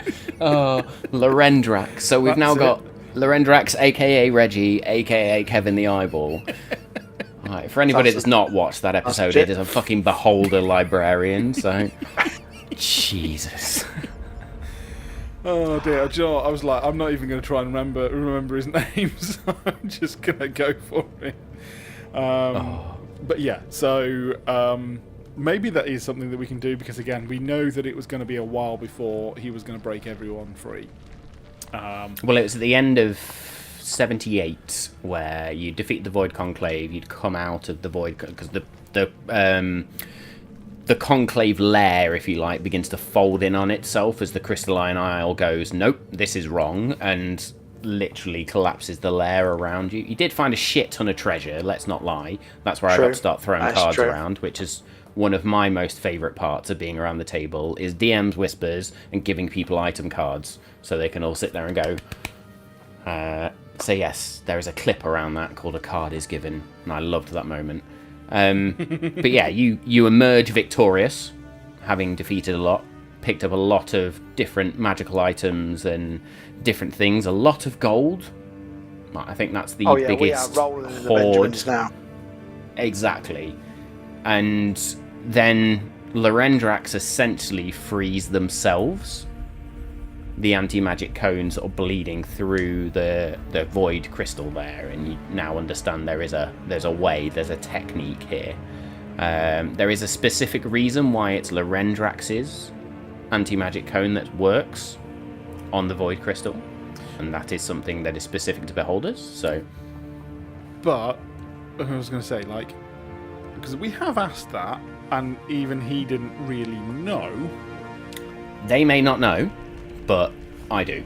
Yeah. Which is why I'm just like, I know that we have asked, and therefore we didn't like just blindly miss that bit of information. No. That's why That was more a DM nugget. Yes, which is why I was like, this is cool that we will eventually find this out potentially.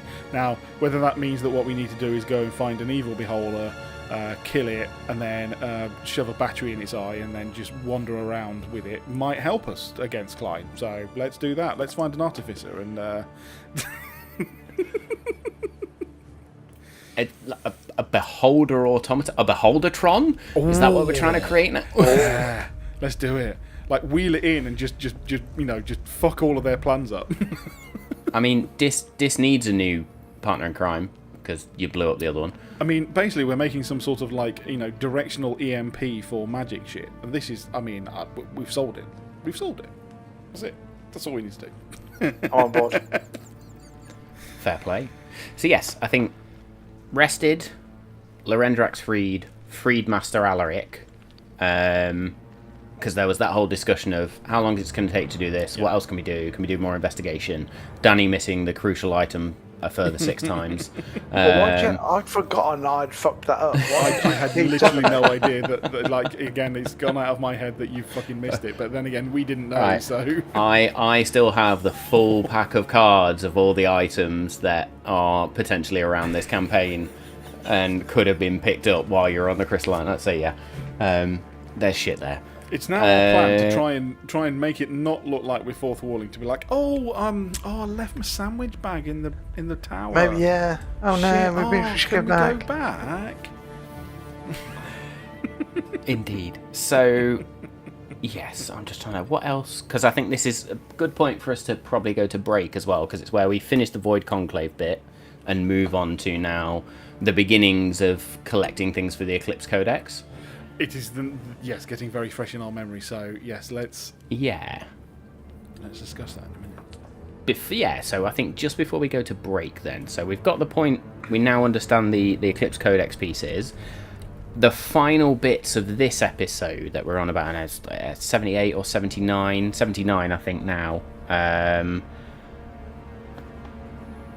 Lex communes with Primus, and that's the discovery where Kronos is Primus and gave up their divinity to become the essential ruler of the plane of law and order, the mechanical plane, and formulate this grand equation. They saw something through the weave of time that led them to that conclusion.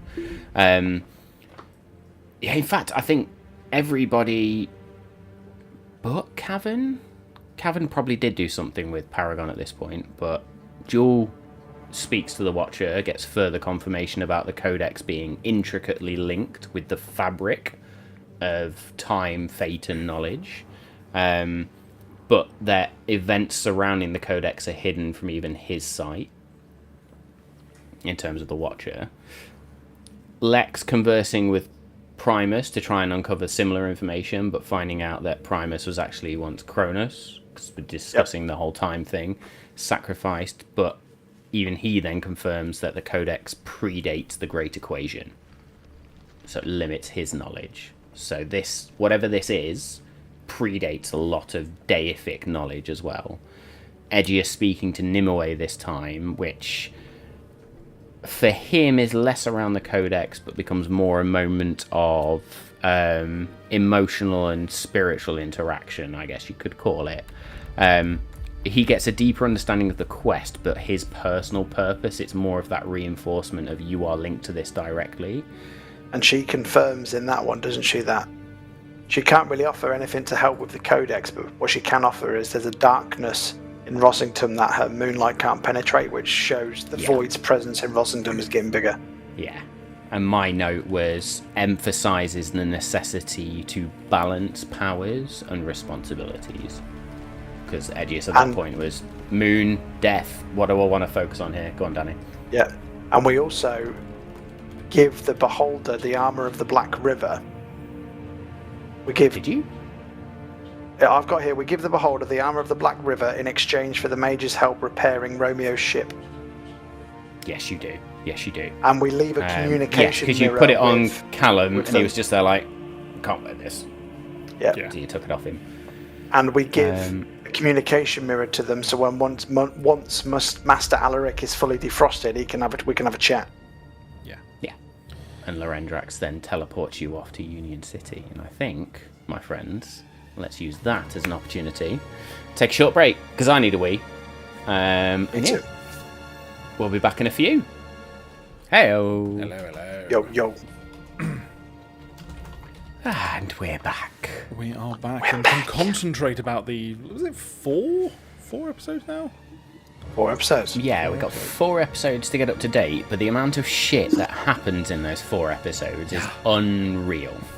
Because, first thing is back to Union City, and there's a whole weird stuff that happens there, but Cavan also goes, I'm out.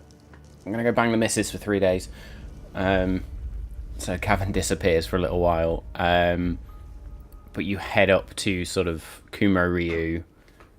Takami goes and has a conversation with this great worm. Not just a dragon, but an amethyst great worm. So it's not your standard dragon either, it's a gem dragon.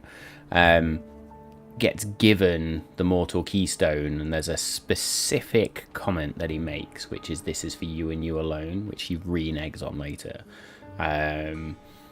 Again, I've done that deliberately. That's also the easiest item of the Eclipse Codex you're going to get. Oh. Hey, we've already got 2. You have, but they get, like, the difficulty increases, is what I'm saying, as you go up and along. We will get fewer save points. Oh, that's a point, actually. Does that mean... Here's a question. Does it matter what order we get them in and you'll just make them progressively harder? Or have you picked which one is the hardest and we might go for that one next by accident? I've sort of given you the information in the right way, if that makes sense. It's for the best, Matt. Yeah, so it's kind of... You've now... We'll get to this. We'll come back to that specific point. Let's talk about how we get... where are we going next? Yeah. But yeah, let's get there. So I think it's... You know that Feywild portal exists there, and you know you need to go and get the Feywild amulet, so who better to ask than Lord Dickhead himself, the Lord of Winter. So you get the Mortal Keystone, and it's at that moment you realise Sensei Matsumoto is not the dragon, as he stands there and watches this huge Asian dragon, Asian amethyst type dragon, just flow around Kumo Ryu and settle down and sort of stare down you all before disappearing back into this cave. That then should explain Takami's amethyst dragon staff, the dragon tattoo she's got on her back, some of the weird abilities she's got. But also, you say that therefore Matsumoto is not the dragon, but we've also seen Superman and Clark in the same room, so Well, he's Can not we a just bad dragon. like- Doesn't mean he's not another dragon. well, there is that. We're going to take a slight tangent here, and I was skeptical of James Gunn taking on the DC universe, but I've seen both trailers of Superman now, and I am fully invested. Fully hard, you mean? Yeah, that too. Like, we know how much I love Superman, so yeah, Yep. fucking, I'm well in. Anyway, back to D&D. Henry Cavill should still be it, but that's my opinion. I don't know. I think, like, you look at Henry Cavill in The Witcher as well. He's got his ideas of how it should go, and if it conflicts with the director, you can all these sorts of things. Like The Witcher, we'll put to the side because Liam Hemsworth, absolutely not. Okay, if Henry Cavill comes back as Calvarine, then I will shut up. Calvarine. Oh, shout out to Deadpool. No, isn't he doing what his it's Warhammer next for him, isn't it? Yeah, he's doing Warhammer. That'd be cool. Yeah, it will be. Like, just seeing him in a full fucking Emperor garb. Cool. D&D, like, not Warhammer, because I don't think anybody here has played Warhammer. I've walked past the shop and seen the minis. My mate at work's got a 3D printer, and he prints the minis and paints them. Did we not both? Matt, did you not buy them?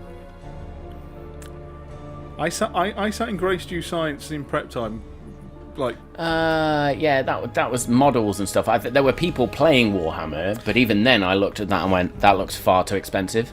Yeah, I mean, I think I bought a couple of the things, built them, painted them, but I didn't actually then play it. I'll be honest, I didn't even think it was a playable thing. I think I must have. I was doing Airfix models while you were all doing. There is Warhammer I was sniffing minis. glue. Let's be fair, that's literally what I was doing. Sniffing glue, brilliant. Sniffing glue and trying Why to touch not? girls. There were no girls at Grace Dew at that point, so that definitely weren't happening. Oh well, what's a hand job between friends? Exactly. And That's why Matt and I are such good friends, Yeah, just put that on the internet, why don't Many you? a soggy biscuit shared between you. Google soggy Excellent. biscuit. Right. No, so- don't. Please don't. Have I you- don't want have to be you seen responsible the- for that. Do it on your work computer. Have you seen the short and condensed version of Warhammer? I can't remember what it's called now, but you have like a little kill team and you just do a little battle royale. It's like a short, sharp version of Warhammer, and it's quicker, easier. Short, Cheap, sharp, okay. jerky movement. Can't remember what it was. My friend told me about it because he invited me around to play it, and I can't remember what it is. Brilliant. Good story, Danny. Move on. Good talk. Fucking brilliant insight to Danny's life there. Nailed it. It's on Google now. You can see that, like, literally, it's search just engine. the browser I've comes Googled up, it. there we go. Fantastic. Right, D&D. Yes. Yes. So, got the Mortal Keystone, which Takami originally puts on, which is a ring with some distinct timey-wimey powers and different things it can do. But it was then into the Feywild, minus Cavern, go confront the Lord of Winter, and make a bargain. Right. Dormammu, I've come to bargain, with more Marvel references for tonight. And the bargain was basically, okay, I will get you to the Unseelie Throne, which is what you've seen in these visions, because you were granted a vision from the Mortal Keystone around what to go after next. And it was a case of, yes, I'll take you there, but you have to get this Unseelie bloom for me. Like, that's the thing. And then Edgius, in a true moment of mastery, goes, how about another bargain? Rock, paper, scissors. And being a fey creature, can't turn it down, and totally fucks it. Like, dice rolls went exactly in the party's favour there, so full on pissed the Lord of Winter off, but he goes, right, you can go, no help from me anymore. Which made Jewel really petty and want to get the bloom anyway, just to piss him off. Hello! Welcome, Raiders. P.S. Hey, it was called Raiders. Kill Team. Kill Team was what it was Kill called. Team. Kill Team. Kill Brilliant. Team, right. If anybody's played Kill Team, please let us know, because nobody here has. We were just Looks good. discussing Comes with a Warhammer. handy app which tells you what all your bits and bobs are. Nice. Comes with a hand what? A handy app, which is a virtual hand job. Yeah. No, it's like it's got like its own D&D So when you put your phone on vibrate, kill, just... for kill. Yeah, stick it bum. Well, welcome Raiders.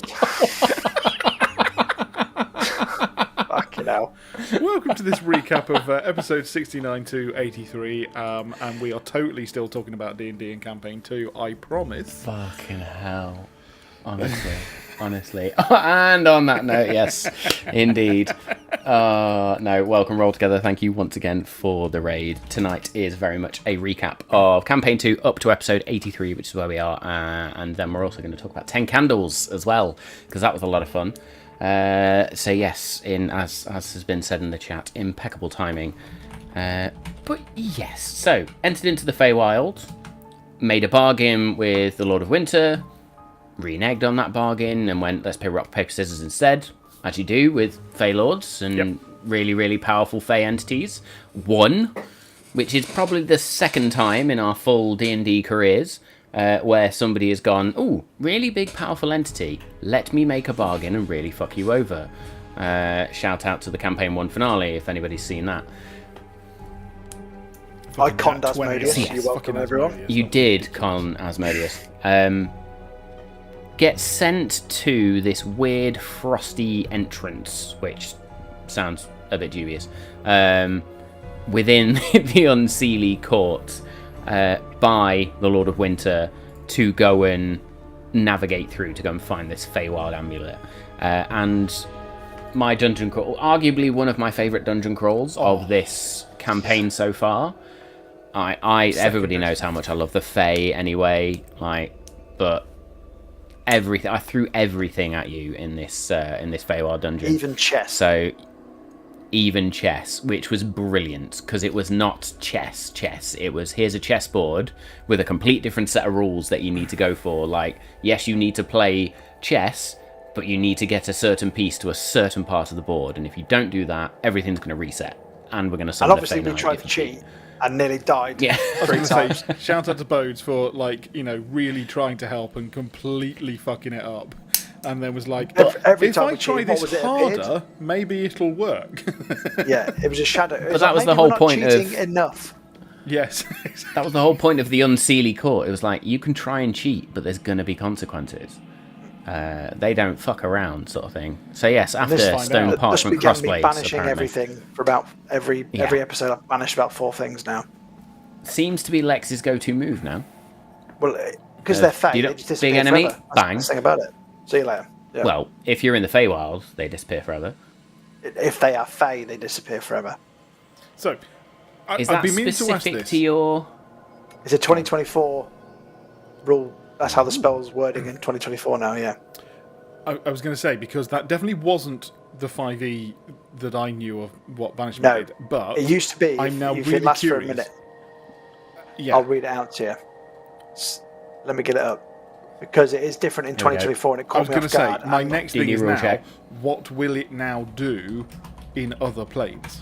So one creature you can see must make a saving throw. So they're not transported back to their home plane anymore. They're transported to a harmless demi-plane for the duration, and they're incapacitated, and they come back. If they are an aberration, a celestial, an elemental, a fae, or a fiend, the target doesn't return if it lasts for a minute. Instead, they're transported to a random location of the DM's choice. Location on a plane of the DM's choice. Specific ones. That's really interesting.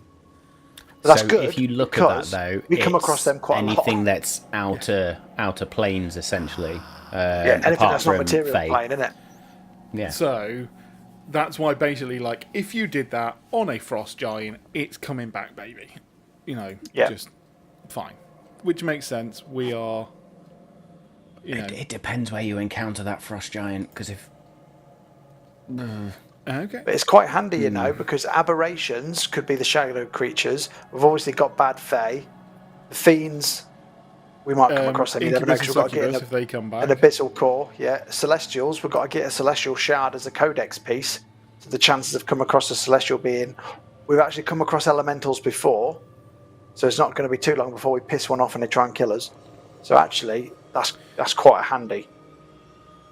It will also know be that I mean, the don't come clues back. in the 5 names there, you've got Feywild Amulet, the Abyssal Core, Elemental Seal, the Mortal Keystone, and then the Celestial Shard. So, yeah. So basically, every time you ask me what I'm going to do, I'm going to cash banishment. I'm just going to lube up for a banishment, essentially, is the way I see this Basically, one. it's going. It's the new, cool. it's the new Lex's slow. turn. 'Cause in I'm going to campaign roll one, I a used to cast. Constitution save. Yeah. In Wisdom campaign one, I saving used to cast slow on all of your big characters, and You did. Make- You did. so Which now is fine, banishment is because a they're new still one. in the fight, but now it's you get a banishment, and you get a banishment. Luckily, you can only do that one at a time. I was about to say, I presume you Or can't slow twin spell affected a everyone. banishment.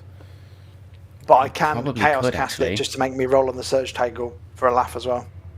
Can you twin spell? I'm pretty sure Twin Spell you can do anyway, or is that Do you the know only what? range? Actually, I was just about to say it, and that was a hell of a segue by accident, Matt. Because 2024 ruling of twin spell is different now. Ah. So it's not just casting it 2 beams, it's when you cast a spell that can be cast at a higher level spell slot to target an additional creature, I can spend a sorcery point to do it without having to level it up. So instead of it, I can just double up any spell now. It's only spells that can be doubled up by casting it at a higher level I can use it on. So they've I limited like it. that, wouldn't actually. be because you can't banish. You can't do a bigger banishment of a single. So one. for example, I if think it's it's like- only ever one creature. If it was, I don't know, like Witch Bolt or something, but if you cast it at a higher level, you can target 2 creatures. Meta Magic, that twin spell now means I can do it without upcasting it, whereas before I could twin any spell, so they've actually proper reduced it down to make it less. I know, banishment. You can target 1 additional creature for each spell slot above level 4. What? Hang on, so I could have fucking twin spelled it.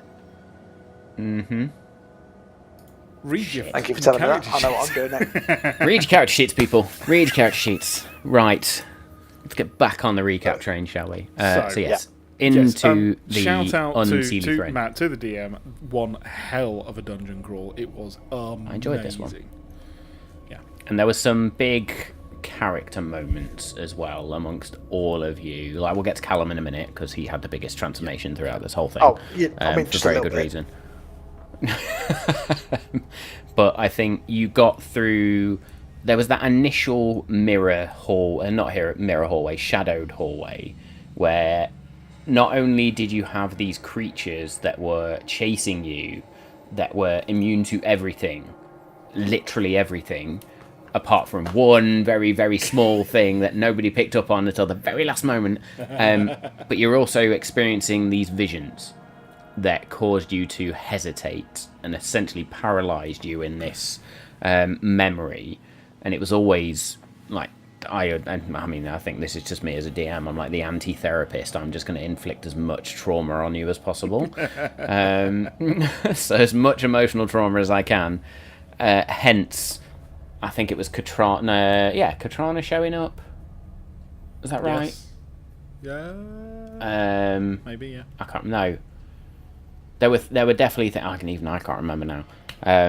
But yeah, there were moments where it was like, we're going to cause you to hesitate. Yeah, because So Cavan saw the Callum's- priests, didn't he? I saw the. Did I see the Cavan's people who not tried there. to sacrifice me? Oh no, he weren't, was he? Cavan's banging Mara at this point, but Callum saw his sister from campaign. Yeah. 1. Sorry. Literally before we got into this corridor, if memory serves, there was the most amazing, or was it at the end of this corridor?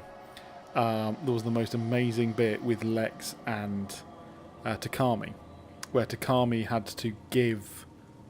That's later on. Is it Where later on?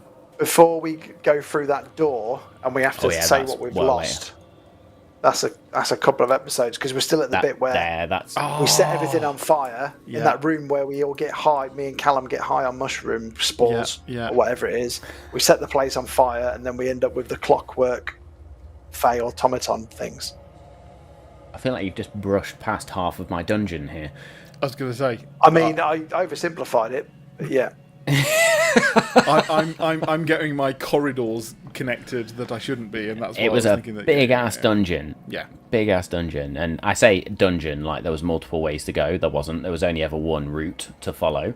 But yeah, so you had the shadowed hall of forgotten footsteps, I called it, which was basically, you have these moments where memories will come back to you. Aegeus regained the memory of his son, but in a traumatic manner. Oh yeah. Here's a lovely nugget. Oh, poisonous. this is the episode where we had them fucking shadow creatures that we couldn't do nothing about until I went, should we just shine a torch on them and see what happens? Yeah. That's literally what I said. Like, they were immune to everything. You'd put a wall of force up, which became a wall of shadow anyway. But you couldn't get rid of them. Like, they could hurt you. You couldn't hurt them. Knives were flying through them, punches, everything. And then, Lex. She was like a torch. Logical. Shadow's gone. Turns out, there we go, nailed it. Should we just turn the big Not light everything on? needs to be chaotic. That's actually what happened. Just turn it on. Turn Chase big away the light monsters on. in the dark. Those shadows were just ADHD people. Which the transcription and then conversion to summary did well here. Lex continues to exhibit careful strategic thinking. Yes. Remains a grounding presence amid emotional turmoil. Also true. There we go. Yes, we sort of closed that episode with these emotional traumas going on, but as you sort of get closer and closer, they sort of little things start coming out. We begin the next episode in that chessboard piece, because once you've got through the shadow room and you turn the lights on, then the chessboard happens. Arguably my favourite puzzle of all time. And yes, to anyone who hasn't caught that episode, every reference possible of the Harry Potter first movie and first book of them playing chess was made where possible, because my God, including the not Hermione, not me, you. Absolutely brilliant. It took us a few attempts, though, didn't it? It to did nail take that us a one. few attempts, and to It be honest, did. we actually carried on into the following episode where we were That's like, we were what I mean, still yeah. trying to figure that out. I am so glad we did. I'm so glad that we persevered, and that we did, like, you know, we've got to try, and that even in that secondary episode where we were carrying on, we still got to the point of, and I can't remember now whether we accidentally ended up on checkmate or basically we ended up where it once again had to be reset, and we went again and figured it out. So there was the moments of cheating. Yes. But there was also, let's play chess properly and just try and win this game. And you won the game and everything just went back to normal. Yeah. Back to the beginning. And you're just like, okay, so we've not done anything here. And the clue was the queen moves freely, but her throne is untouchable. And it was essentially that you needed to get the Black Queen to her throne. Which we finally did. You discovered was in a white tower. Yeah. So you had to get her across to the White Rook or White Castle. There's a rook, isn't it? No, I'm getting my chess terms confused. Yeah, it is the rook. White Castle. Rook. Castle, the rook? White Yeah, it Castle shows you make how much burgers. it shows you how much I play chess. But there you go. Just gotta avoid the bishop. we Which all is know that. really bad idea. Creating a puzzle as someone who has played a little bit of chess and sort of just about understands the rules, and then you're playing chess with me, and I'm going, I've not thought this through. I can't make that move. I've just put myself in check, wanker. Especially as the fact that also you were playing 2v1, so you'd really screw. I think I was playing like 4v1 at one point, but You could have done it as backgammon or something, because nobody knows how to play backgammon. I fucking love backgammon. I Tetris. do know how to play backgammon, actually. I've never played it. It's just I know it's dice and the little checkers pieces. I don't that's all actually I know how know. to play backgammon. Essentially how far you No. move, and you have to get all your pieces along and No, all I the way don't to know the how to end play before backgammon the other either. person does it. And you can block them, and yeah. I enjoy game backgammon. Anyway, so yes, completed the chessboard, and once you'd moved the white queen to the vital piece, banished the Fey Knight, which was the second type of Fey Knight we've encountered now. You had the Green Knight of the Woods, which is essentially the protectors of the Seelie Court, and now you have the shadow-touched Fey Knights, who are the protectors of the Unseelie Court. But So we've got that. unless I'm very much mistaken, did we not go up against a corrupt Green Knight? You did go up against a corrupt Green Knight of the Woods. Not necessarily It's gone up all- against a green. It's all superfluous, Dave, because we fucked them all up, mate. Fucked them all up. I mean, again, what? Do you know what? Weirdly, one of my more prouder moments of Jules is the fact that because at that point she really couldn't hit for shit. So basically, spent the entire time trying to nick his sword and making him impossible to actually do anything harm to us. And it worked. And honestly, Yeah. I wish I'd done. I've done more fun stuff like that since. I just I run can around tying remember people's that, like, shoelaces together and stuff. yeah, exactly. Like, doing some like Scarlett Johansson Black Widow shit with Jewel is probably where I need to go with it, just to try and give it a bit of flair. No, I know she's not a monk, but I just give it that I mean, she might as well be. yeah. Do you know what? I've considered adding a level in monk, but I'm like, you've probably got to add a few levels. I in mean, monk at this point. would you call Black Widow a monk? She's definitely a rogue. She's 100%. a spy. What I need to do is basically just in the rules as written use it as what I'm doing, but then probably just thematically or narratively say that she does the jump on the shoulders, twist them around, throw them down, and stab them in the heart kind of idea. She's kind of like an inquisitive When you hit a slash natural assassin 20, rogue, yeah. isn't she? yeah. Basically just so that it's not just I stab. It's more of the like, how does she do this? Well, it's never just you stab, because you stab and shadows. Just you stab and phantoms and orbs Phantoms and weird just magical pop out crazy shit and just happens. grabs their soul and goes. Indeed. Anyway, digress. We Very forgot much about that when we was playing in real life. You were collecting people's souls. Yes, Yeah. I was. That was a new trinkets. thing you started to do. Just I already started doing it. it was more we'd just not paid, like, you as a party had not paid a lot of attention to it. It was like, Jules got some weird shadowy orbs floating around her head. Yeah, Fine. Yeah, and then you actually saw it in We've person, seen it was weirder like, shit on a "Whoa, Tuesday." Wait a fucking minute. Hold up there. Hold up there. So yes. Then you had the Fey Courtyard, which was the funny bit, because that was the don't touch the black thorns, somebody falls into the black thorns and poof, hallucinogenics. So everybody gets Callum again, just like fucking barrel rolled through this whole shit and like, fuck it, drugs. Having So he had a lot of Lex fun. and Edgius high as fuck was Lex and A Callum, beauty- wasn't it? Lex Was it and Lex Callum, Callum? yeah, Oh, Edgius was it Lex and avoided it. Callum? Yeah. Sorry, yeah. Absolutely beauty to behold. I love playing a drunk Callum. Yeah. It was very, So I very feel good. like it's his natural state at this point as well. Pants Just off and re-centers him.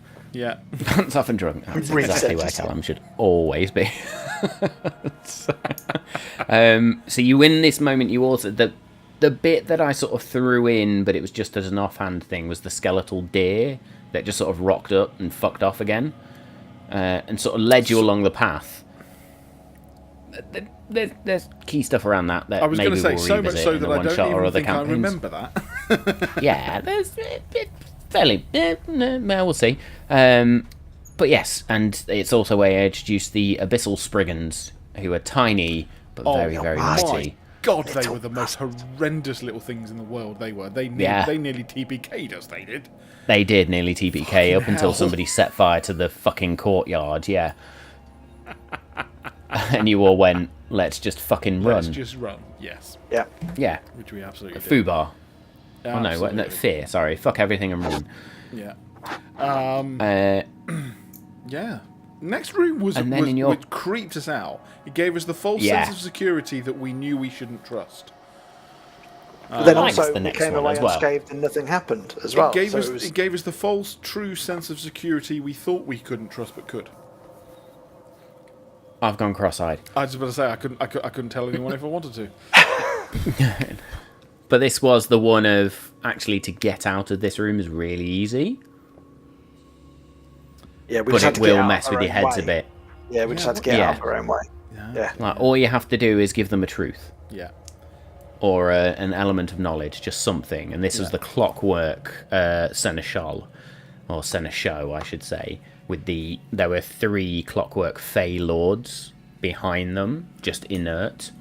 And that was a take from, if anybody has seen, is it Return to Oz? I think it is Return to Oz, actually, with the weird clockwork sort of creatures. I was like, yeah, let's throw some of that weird shit in, because The Wizard of Oz is just one big trip to the Feywild. So yeah, that was that. You also decided to have a long rest in this room, and I'd already put in a place specifically for you. Like, if they need to rest, and they're going to need to rest at some point, let's throw it in there. And that was also going to fuck with your heads, but you just went, nah, we'll long rest here. And the next room was a bunch of beds underneath a starry sky. It's like, they're going to need a rest point. Here it is. Here's your save point. And you went, no, we're going to auto-save back here. We just walked through the Airbnb like, nope. Yeah. You did. So I had to then We play were around with that distrustful room. Like, of that room, if anything. and this is... I am doing my job as a DM if I don't make you mistrust the obviously easy room. But yeah. So you gave your secret. You entered into this... in fact, no, you had the mirror room first, didn't you? The next room was the mirrors, which fucked you all up a little bit. Oh, Christ. Sorry, I've just realised, that we literally had the option to sit under the starry sky and sleep. And I mean, Jewel was so like, nope, I'm going to look in that telescope and then fucking run away. Yeah. Because you had the mirror room, and this is probably the easiest bit for you to solve, because you were a bit like, your perception checks were through the roof. You spotted the one that was odd, and then somebody touched it. I deliberately played the mystery card of, okay, you've touched it, but nobody knows where you've gone. You don't know where you've gone either. So yeah, we had a bit of fun with that. Sorry, question, because I don't think we're going to make it back there. So you can let us know if you want to.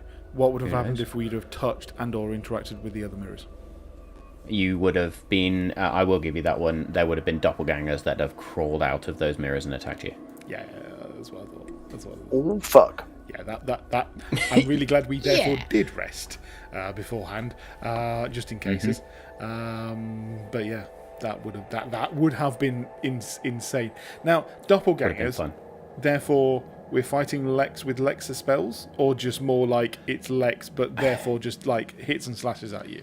Kind of. There is a specific creature called a doppelganger in Yeah. D&D lore, and I was going to mix it up a bit with the first person to touch a mirror. It would have been a true mirror of you, but then everybody out, all of the others as they crawl out, would have just been the doppelganger creature. Yeah. Which are not as strong, but you'd have still had a bit of a challenge against them. 100%. Yeah. Well, again, to be fair, all of our characters would have been formidable. But I do imagine a Cavan doppelganger, even though he wasn't there, coming out and just beating the living shit out of us. I don't know who is the strongest character at this point, or the most scary character at this point. Like, we will do a post-campaign 2 battle royale, and we will settle this for good. I'm not meaning this in any demeaning way. I do believe that Jules at the bottom of that list. I think it's probably Lex at the top. Because Jewel can hide, I know she can hide. and then stab really hard. I know she has a hell of a lot of sneak attack, but yeah, maybe I'm just pessimistic on that front. The thing is, though, as well, with mine, my Lex's power relies a lot on other people making bad rolls, whereas Cavern is just, I'll fucking smash you. It doesn't matter if you roll good because I'm rolling with a fucking 28 to hit every time. Yeah, he whereas will mine is a lot your of saving skull throws. and kill you. Yeah. Unless I line you all up and lightning bolt you. I was going to say, the number of that's times the that Lex has got mad and just obliterated an entire room has been quite frequent that I think it's now his move. Well, there's that. Is it a new spell or a new capability? You used it in the Void Conclave bit where you're like, I'm going to fly and just unleash hell. Yeah, I can... Tasha's of the Wildly Guys, where basically Cog That's forms the an one. armour over me. I get spectral wings and all of that shit, yeah. That was pretty cool. Crazy. I tell you what, sorry, again, going very sidetracked for a second. We were just talking about the fact that, you've got to attune to the orrery to use it eventually. If you've got to do that in a fight, does that mean that you have to... I mean, obviously, we don't know what powers, what other things, what special abilities it's going to give you, if any at all. Is that going to be a gamble that you're going to have to do it? Well, okay, but I like the fact that I Reminder that it takes an hour to attune. So, yeah, that's it's why quite a while. This is where I was coming up to, is like... I say it's a shame, but it's also, it would be OP if this was the case, that you can't use your chronomancy to time stop for an hour and literally in one round just be like... Get out of my head, because I'm there going... Chronomancy, an Chronomancy hour, time, hour... let's fuck around. Yeah, can who he knows? step back in time to connect to it, hold it while he's coming back forwards in time, therefore holding it for an hour in the round of 6 seconds and then just obliterate. Somewhere there's a blue police box imploding. Yeah, because even that's absolutely. struggling. Turning into the sun and not being able to come into New York or something along those lines. I don't know. Dave, shout out to I every can tell Doctor Who you. fan. The orrery, once I'm attuned to it, I can't be attuned to anything else. Yeah. But I gain proficiency Don't in spoil the Arcana. powers. Alright, I won't tell you them. Don't spoil the powers. Fucking hell, that's really powerful shit. That needs to be endgame shit. in game. I don't think I'm ever going to fucking... Am I ever going to use it? I tell you, it's a big sacrifice Let's see. to be attuned to it. Okay. For the amount of time I need to be attuned to it for. Question so that you don't have to tell us all the information just yet. Can you attune to it and unattune to it to then reattune to it again later? Yeah. I.e., why don't we just have some downtime, you connect to it, find out all this information, tell us all, and then unattune to it so you can be like, right, are we going to be able to do this at any point? So as per new rules, RP-wise, you though, don't it'd be have cool to to attune attune to an to it item as to understand it. Oh, okay. And I also You know just what need it to does spend because time with it. Thingy Bob left me a note. Okay, so you can spend an hour with it without attuning to it to get the same information, just don't worry. Yeah, I know To get what the it information. does, either way. Yeah. But Lex has already been given that information as well. Oh, okay. And Danny actually helped formulate this artifact as well because he made some dice rolls for me. Nice. So yeah. Nice. But to give up Collaborative my effort. Mana Stone of Time, which gives me Chronomancy stuff, the Amulet of Health, which gives me loads of HP that I need all of the time, and then Gibby's special clothes as well, to give those up for the orrery, Gibby's it's like special clothes. Vigorous Vestment, which I was sounds going to say. more sexual than you anticipated. And then, yeah, so to I'm give going to those put up that for on the your orrery- brain, not mine. But yeah. Well, we've all had Anyway, a vigorous we've vestment, massively what I've digressed. I want to say. Hey, yeah, we have. So, yeah, after the mirror room, you then got to the Cosmic Terrace, which was the only bit of stars you were ever going to see in this place. And very quickly cottoned on to the fact that those stars were fake or not true to form. Like, there was no identifiable constellations or anything like that. But it was also the place where you could have rested. There were just beds. Could have just chilled out for a bit. Mulling that over for the last 5 minutes, I was like, do you know what? It is a shame that we didn't just sit there, looking at the stars, chilling out, chatting. That would have been cool. But however, again, we're all paranoid motherfuckers, so I wouldn't expect anything different the second time round. Just popping ourselves in a bubble and having a shit night's sleep, going, at least we're safe. Fair. Could have had a nice comfy night's sleep, but no, Yeah. anyway. And it's after that, after you'd sort of had that moment where you'd seen this dark crystal in the sky, which then disappeared, which was symbolism essentially of the Queen of Air and Darkness watching over all of you at this point anyway. Yeah. Then there was the Arch of Shadows. I can't remember the exact name I gave for this, but this was the point where you had to give something in terms of trauma. Enter Lex and Takami moment. So It was the most... Callum basically went, I have no freedom, and stepped through. Jewel reflected on the loss of Eldon Black. Is that right? Eldon, yeah. of Katrina Silas Greyshade. and M, I think. It was the loss of your mentor. True. Yeah. Sorry, you're right. So- It was.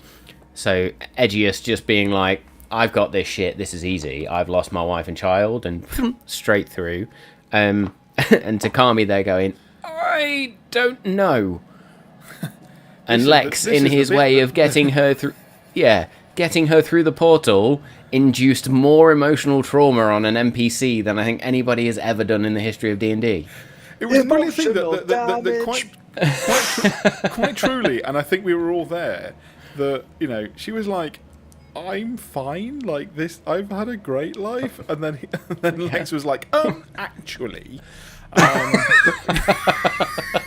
Here's some undealt with trauma. fucking whipped the rug from underneath her, and she just... So essentially, she couldn't think of anything she'd lost. I was like, well, technically, if you're adopted, you've lost your real name.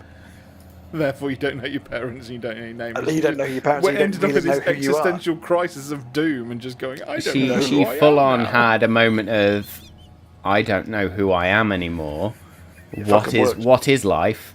What is the but she got through, and yeah, that's gonna play on from now on, and we've seen that in sort of later episodes.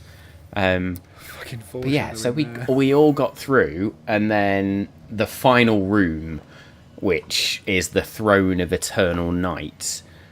This endless, it's forest expanse basically, forest grove, whatever you want to call it, but it's really dark. Dark vision doesn't work the way it's meant to here. Everything is half vision, regardless of whether you've got true sight, blind sight, or whatever. Everything is cut in half. Owlbear played us to an absolute T here by introducing their fog of war effects at the right moment. Literally, and it really like, played that into week the or something session. Crazy, yeah. Yeah, really played into the session. I loved the fact that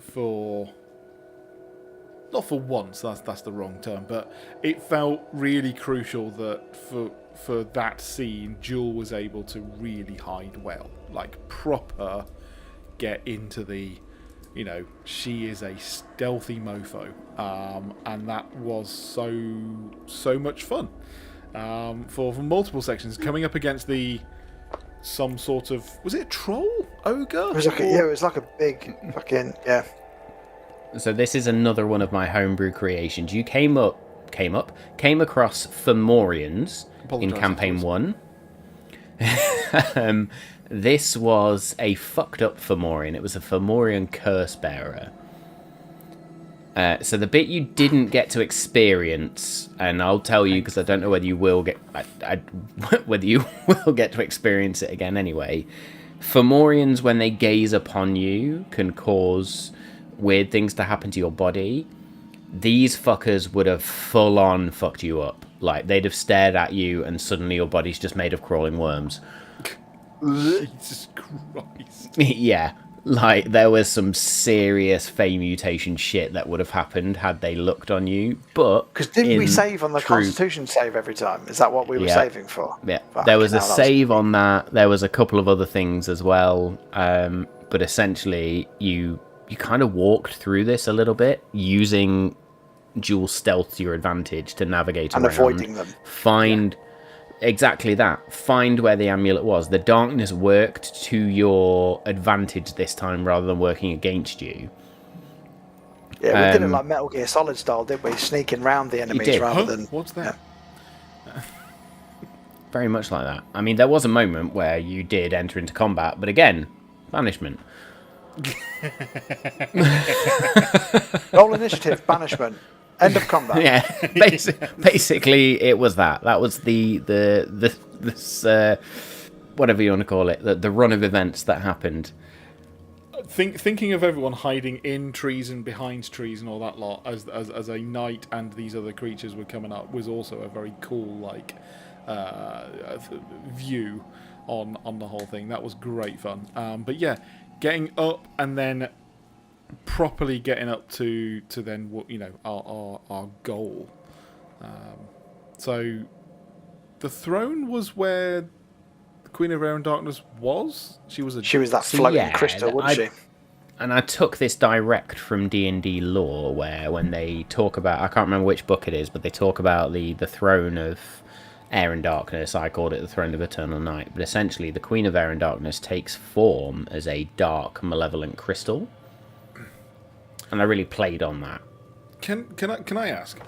Is it air and darkness, or is it air and darkness? Is it a air and darkness? I know I skip over that. It's the Queen of Air and Darkness. No, I mean I was just curious. I was like, what is it? So, but yeah, that makes sense. And yeah, so Jewel really wanted to steal the blossom, the whatever it was, the little flower.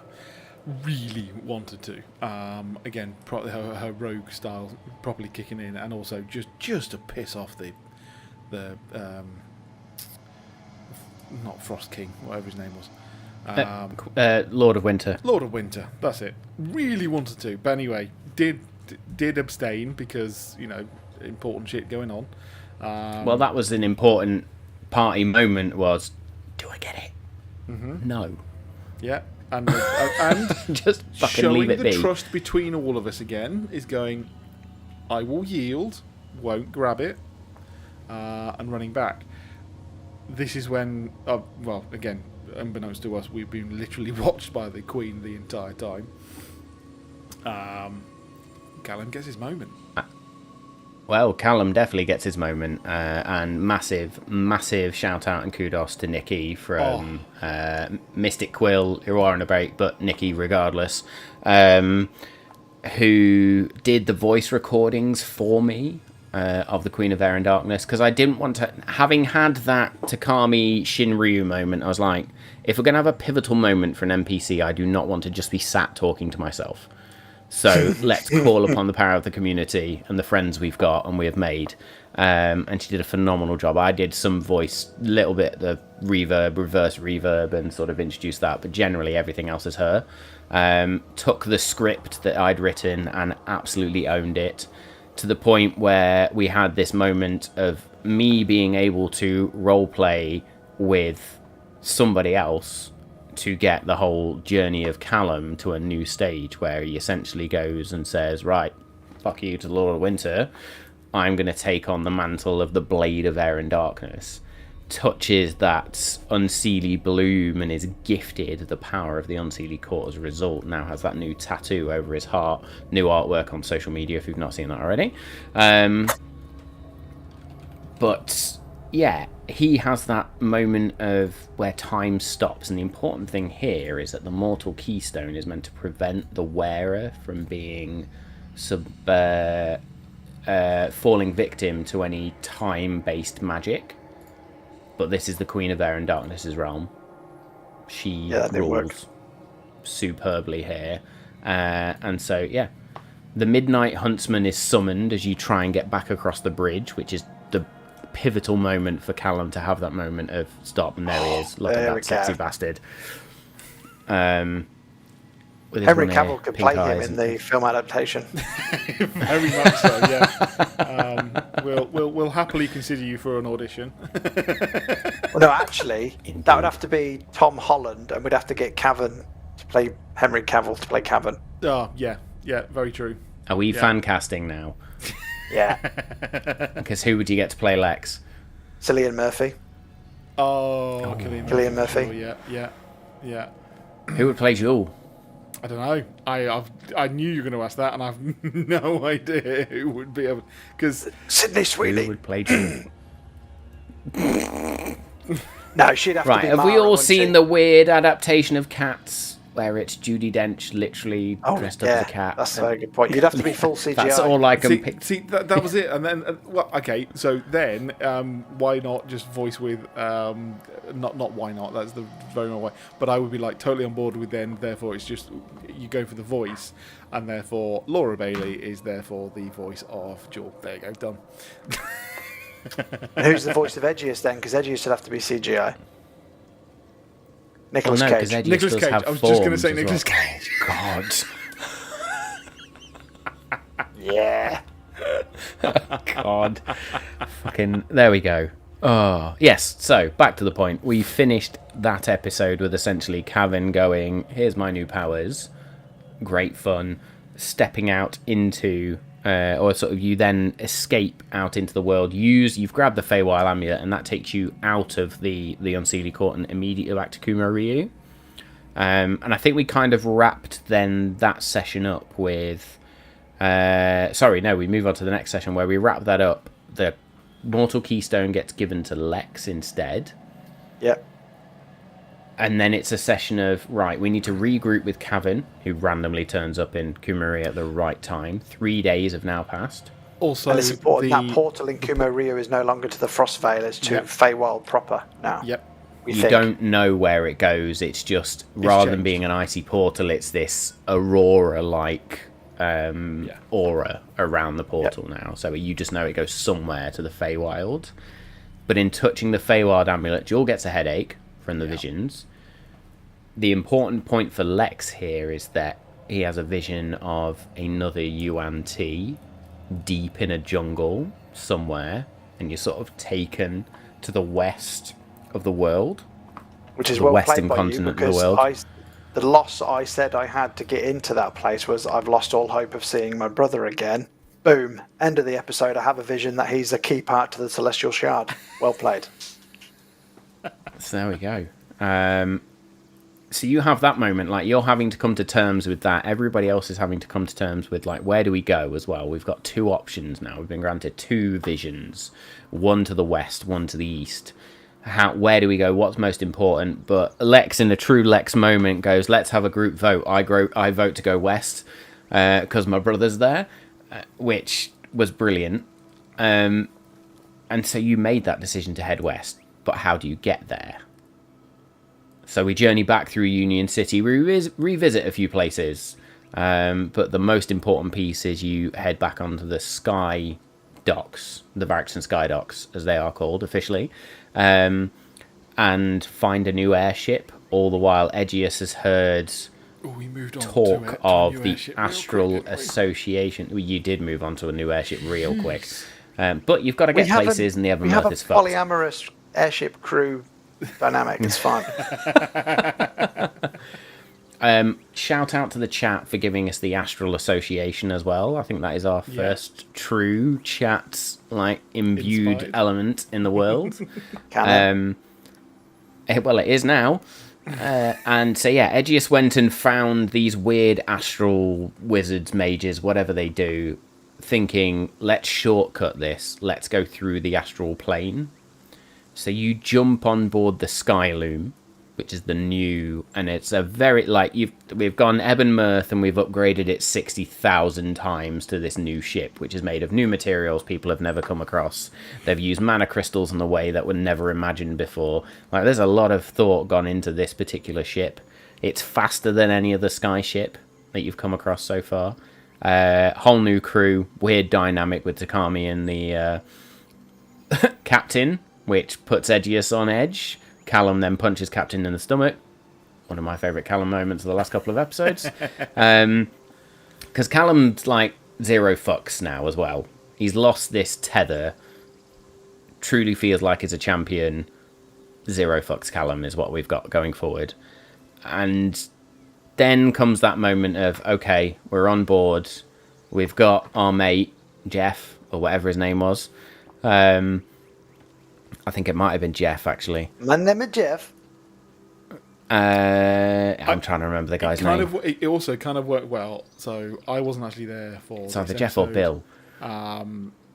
but Jewel would have been very quiet, I think very subdued, about very mixed emotions going to the astral plane in physical form, going, I really want to do that. I know that's where this deity that is helping me is, but also it's where my soul spent time, and going, I really want to go, I don't want to go, I really want to go, I don't want to go, and therefore has probably just been super quiet of like, oh, what the fuck is going to happen? So yeah, existential dread, really. And that decision was made really quickly as well. Yeah. Like, we're going to go to the astral plane. Okay, we're going to the astral plane. Oh yeah, 100%. So she had no time to like deal with that in any way whatsoever. It was literally, as you said, it was made, and it's like, right, we're going. Like, oh fuck. So just go along with the party. We've missed a really important piece as well. Is that in Callum's transformation, not only does he become the Blade of Air and Darkness, but he is also given the Lord of Winter's name of Arctenebris. Oh, yes. Yes. Which gives him power over that Fey Lord now. So there is a side quest at some point, I suspect, where people are going to go back. Not only are going to fuck up the Lord of Winter, but also going to fuck up Glimmermere as well. Do you think that the Lord of sorry, not the Lord of Air and Darkness, the what is he? The Lord of Winter. Lord of Winter. Lord of Winter was just, having a laugh, thinking, sent these buggers off with no help. He's taking a piss and suddenly gets a shiver down his spine. He's like, the fuck? And that's when Callum was given his name. Well, there's a bit in the role play where essentially there is a roar of frustration and anger with Arctenebris, the Lord of Winter, realising he has just lost not even a small iota of power in the material world, and it's now his queen that has that presence. Hence, zero fucks Callum. Yeah, 100%. He's like... So yeah. And that's now where we are. We've conducted the ritual to get into the astral plane. It's going to be fun. There's some things planned. It's not going to be a quick journey, let's be fair. Not in terms of sessions, anyway. And also, I know that it was made very plain at the end of the episode that we all have these silver tethers, and if they break, we are fucked. So you were told by the member of the Astral Association, whose name I will go back and recall, if a certain silver sword from green-type creatures cuts these tethers, you are dead. Like, gone. Dead. Yeah. You are gone to the ether. So yes, there will be certain things that happen. You've also noticed off in the distance, you can see that void tear, I suppose we can call it that rift of purple storm. And yeah, we'll see what happens. So that's campaign 2 up to date. And we will revisit. So we've got another week off. I say off. Next week we're doing Orbital Blues, Arc 2, Episode 2. Finally getting there. Yes. It's been a crazy beginning to the year. So looking forward to seeing Bodhi back in the DM's chair and bringing back those characters. I play a female character, which is a whole different mindset. Yeah, tell me about it. But yeah, indeed. Well, you've been doing it for 84 episodes now, so I've got zero sympathy. I've done it for 1. But yeah, so that's it. We're in the astral plane, and we'll see where it goes. Orbital Blues next week, and then back to campaign 2. And there will be guest stars incoming imminently as well. Amazing. Very much looking forward to that. Shall we shift gears then for Let's talk our about final little bit? Let's talk about 10 candles. 10 candles. First of all, 10 candles. Shit ton of fun. Not gonna lie. Brilliant Amazing. bit of fun. Just so much fun. So much fun at that. It was also the first game we played when we met up, which meant the energy was already super, super high. Yeah. We'd finished setting up. It was late at night. We were a few beers in. Everybody was on point. Yeah. But yes, we were all. I very, think it was very our finest excited. work. I have to agree with you. But again, it's so because good. we were again. If anyone ever hears Handles about for it, forks. Angels for Forks, the amount of that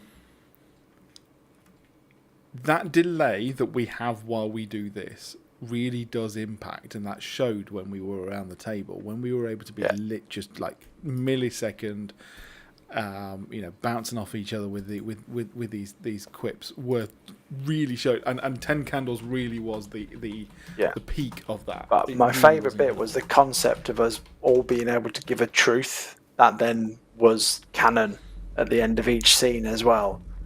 Was amazing. Especially when we were using it to then stitch each other up. Yeah, but there's a few key mechanics which I think make 10 Candles such a good game. Not only the truths, because it's a zero prep game, and there's only so much in the beginning. There's only so much player agency, or that's what it appears to be. I've created these 4 things in my my vice, my virtue, my moment, my brink. That's my character sheet.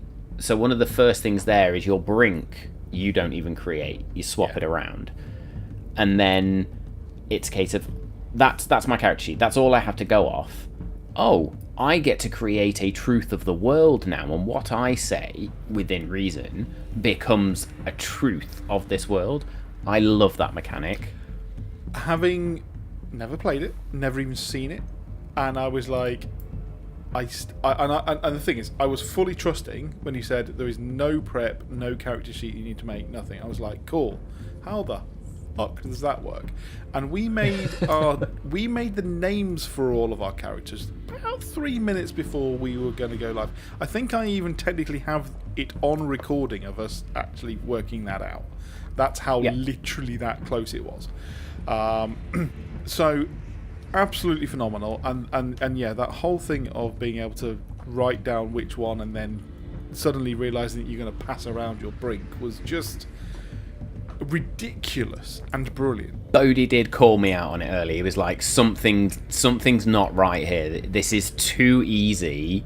There's got to be some change. There's some twist, which was made all the sweeter with the fact that at the beginning I'd said this is a tragic horror game. Go into this with the mindset you're not coming out. Yeah. Like, your character is not making out of this, which, like, later on has such a sweet symphony to it. It's so poetic at the end. But yeah, you start as 4 characters that you've not really fleshed out. You've got these 4 characteristics, if you want to call it, a name, a vague idea of what they look like in your head, and I throw you into the middle of a cabin in the middle of the woods, no lights, no nothing apart from a flickering lantern, and just let you go, and that's it. Like, here's the truths of the world is dark and you are alive, let's go.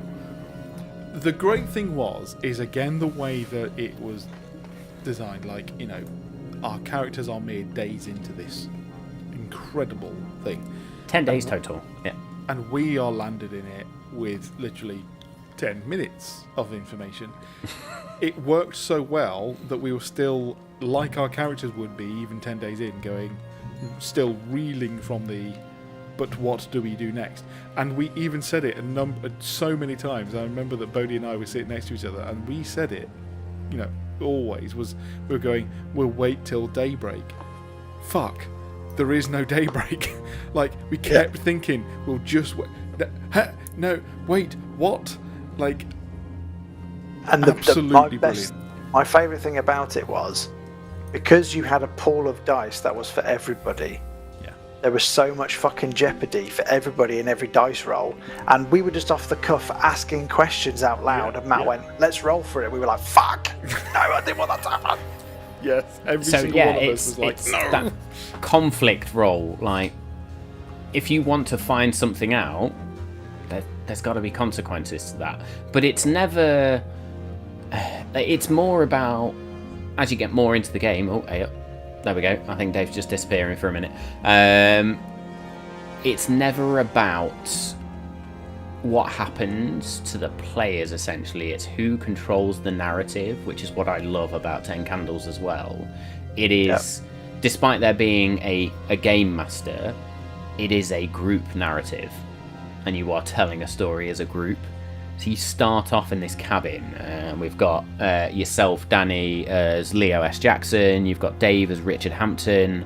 Bodhi was playing Casper Vale, and Tom plays Kelly Stanton. I think Tom's intro into the game was perfect because he was like, I feel a little bit melancholy. I feel like there's some weird feelings going on here, and it sets the scene perfectly. And you're all talking amongst yourselves, and I just then go, right, we're going to bang on the table and just make some noise and fuck you all up. Yeah.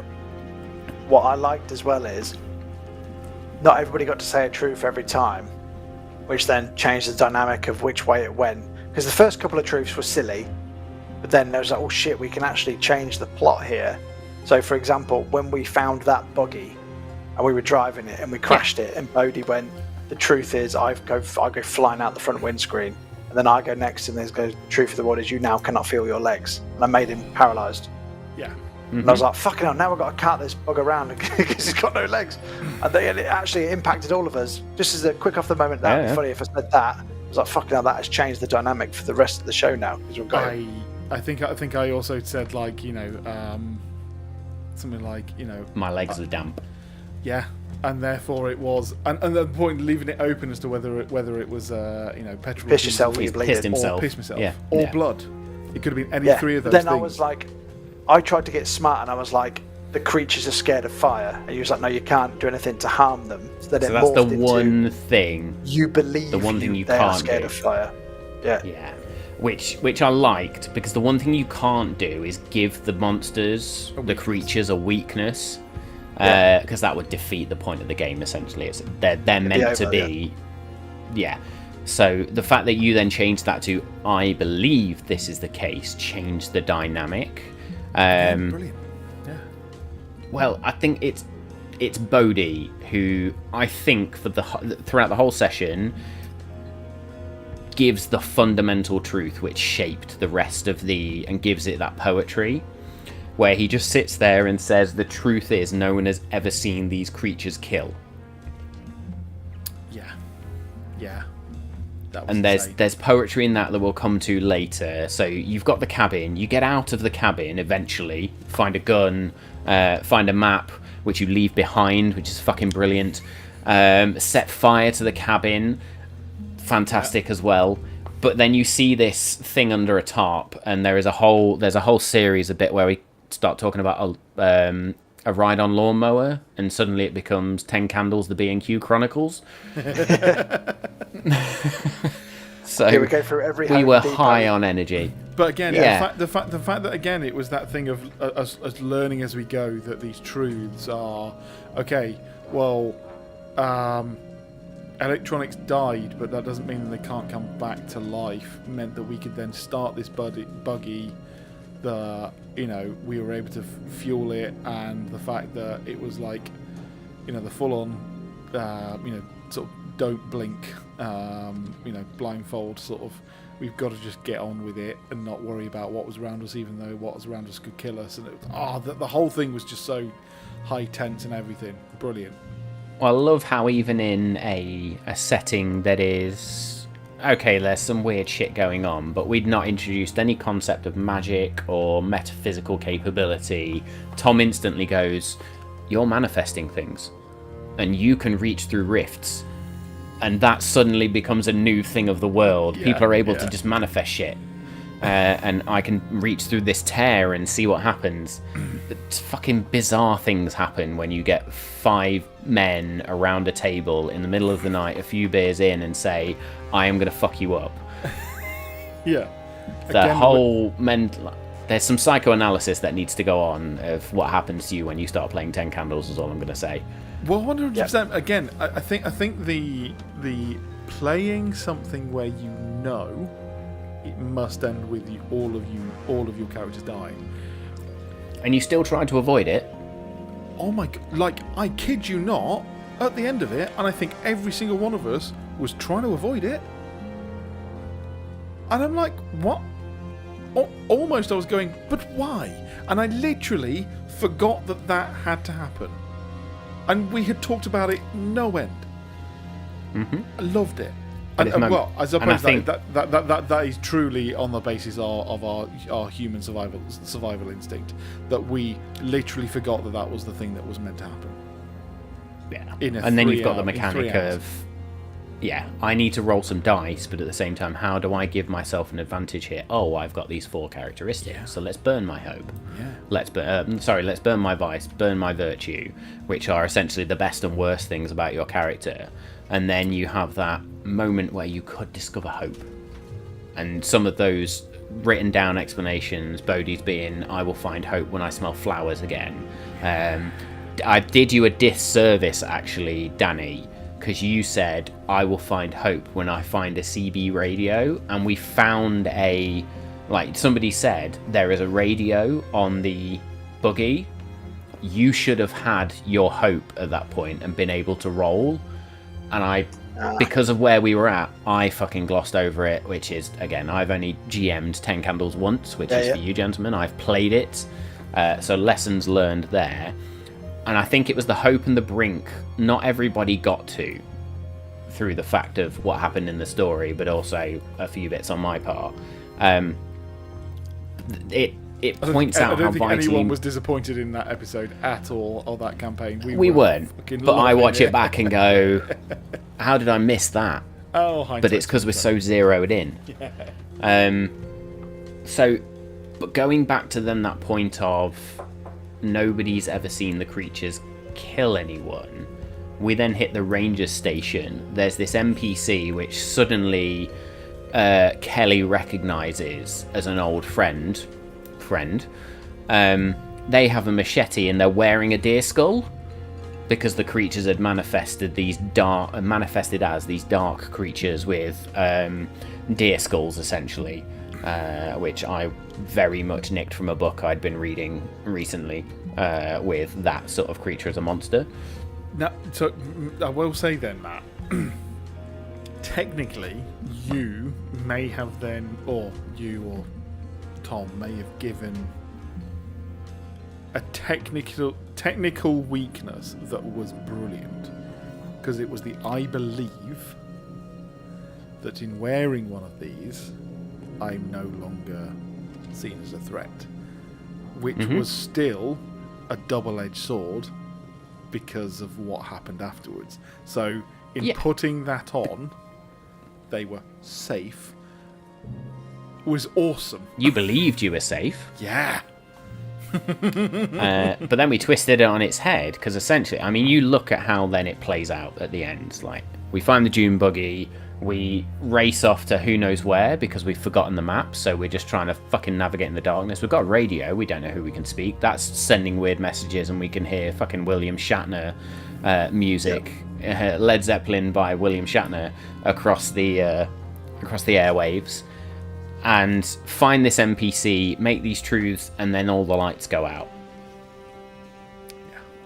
Richard puts on the deer mask, and I think it's Danny, I think it's your character, I think it's Leo, who basically goes, there's a monster, and you stab Richard in the back. Richard was stabbed in the back, and then stared at the creatures, and therefore saw this way to safety, when I think it was Bodhi's character that then just shot him in the side of the head. Yep. So Richard, my character. Well, no, it was Tom's character, but Bodhi essentially went. Casper went, shoot him. Yeah. So and one of my things was, I think it, not my vice, my virtue, or the brink or something. It was, I will sacrifice one of the group to save myself, and that's when I took the moment to then, I think I sacrificed Tom's character. No, Tom was the last man standing. Yeah, he was the last man standing. You sacrificed Bodhi's character. Yeah, Bodhi, because Bodhi's in a wheelchair and you just let them go. Yeah, I pushed him off into the hallway and let him go into oblivion. Yeah. Again, And then you, because he was yeah, the squeak of the wheel every time. yes. I sort of pulling the curtain back, fourth walling it to a degree, like telling people what it's like to play this game. To walk away from that table was phenomenal. It felt surreal. It was almost like astral projection, because you stood up going, what just happened? And I think you sparked that as well, Dave. Like, I was going to keep everybody around the table. You went, I'm the first dead, I'm going to help them go. I'm going to get out. This was, and it was so good to be able to, like, no, because I'm no longer part of this story. So I want Physically to watch. leave. Yeah. I want to watch this story. And again, because I could, I went back to my computer and I sat and therefore and I put these headphones on and I was like, watching what happened next. I needed some fucking popcorn. I was there like, oh my god, this is... I think my favourite character moment for my character was because I'd said, I think they're scared of fire, and I kind of took solace in that, and that was my comfort in a way. When something was actually on fire, I was like, I'm safe. And I kind of just went, and then just fucking died. You froze. Yeah. Yeah. And that was it. So nobody's ever seen them kill anyone. You all killed each other. Killed each other and ourselves. And then in that, in the final moment, Tom's character, Kelly, is just there like, I'm not letting these things have me, and puts the gun to his chin. And the twist on him there, if you've not seen it, is essentially he steals from the creatures. Like, he's stolen that death from them. He's stolen that soul from them.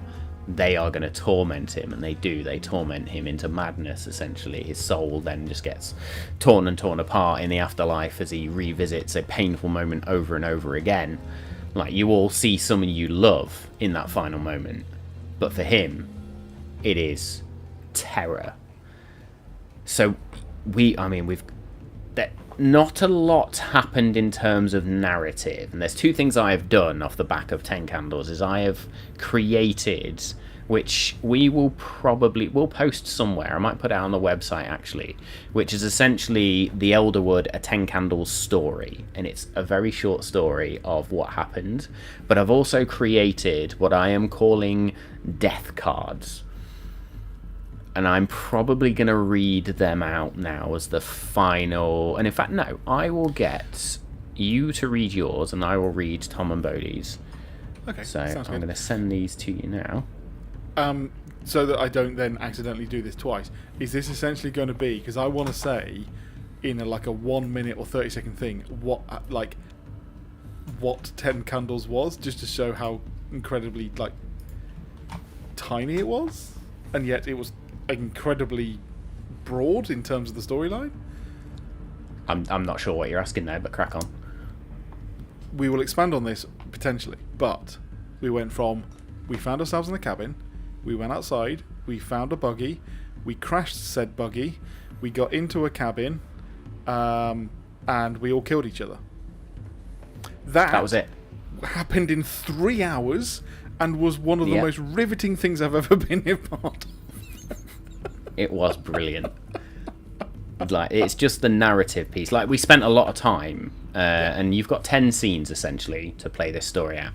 Each time a candle goes out, that is the end of a scene. But we spent the first 2 or 3 scenes in the cabin, just trying to figure stuff out. And the world changed, and we introduced new truths. And then we motored on a little bit. I think after the break, once everybody had sort of taken that moment of, okay, this is what the game means, we then ramped it up a little bit in the second half, which was interesting.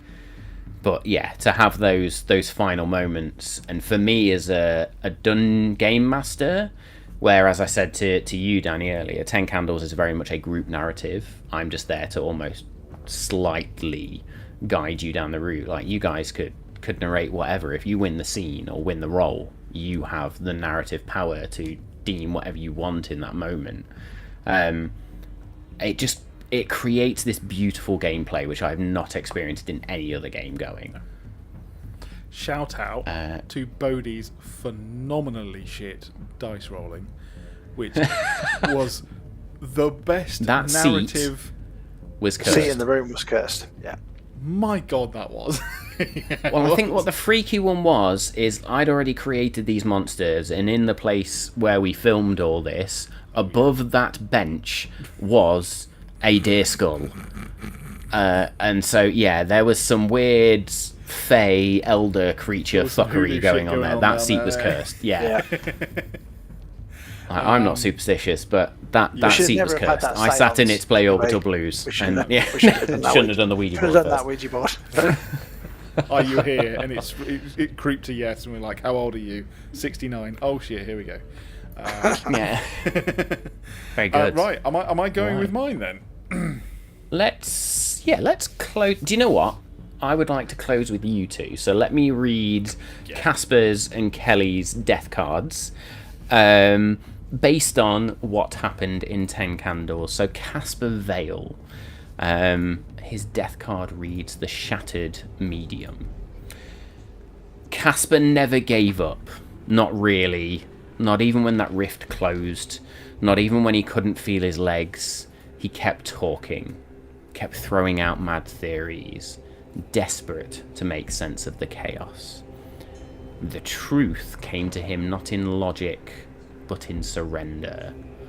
As the cabin burned, as the woods closed in, he looked at Leo in that ranger's cabin and the broken group and simply said, "This is what they want." In his final breath, he laughed because he finally understood not the why, not the how, but the meaning of his own fear. He turned towards the shadows and for once didn't flinch, and the world folded around him like silk. Kelly Stanton, the last one standing. Kelly always had one eye on the end game, cool under pressure, the practical one, the dangerous one. When the machete dropped from Jeremy's trembling hand, it was Kelly who picked it up, not to threaten, not to kill, but to protect. For the first time, the others saw him not as a threat, but as the war between them and oblivion. And in the end, it was Kelly who stood between the door and the creatures, torch in one hand, blade in the other. He didn't scream when they came. He didn't beg. He just nodded as if to say, "I see you. Let's finish this." And he took it all away from them. Dave. Richard Hampton, the broken shield. Richard tried to hold the group together with logic, instinct, and persistence. He was the steady hand, the voice of reason in the dark. But the darkness doesn't reward reason. In the ranger station, betrayed by those he fought to protect, Richard was stabbed through the back by Leo, who believed Richard was no longer human. As he bled out, the shadows whispered promises. They could heal him. They could end the pain. Delirious, Richard stumbled toward them, chasing the mirage of a Mediterranean sunset and the woman he once loved. He reached for her, but it wasn't her. Just a shape in the dark. A bullet found him moments later. Fired by Kelly. A mercy? Or a final betrayal? There we go. Oh, lovely jubbly. lovely jubbly. Leo S. Jackson, The Unravelling. Leo's mind had been slipping since the very beginning, haunted by guilt and whispers only he could hear. He believed Richard had been compromised, orchestrating their downfall, and so, with trembling hands, he plunged a wooden stake into Richard's back. But violence did not bring peace. The creatures welcomed him as one of their own. When they spoke to him, Leo listened. And when they opened their arms, he stepped forward willingly, embracing the shadow.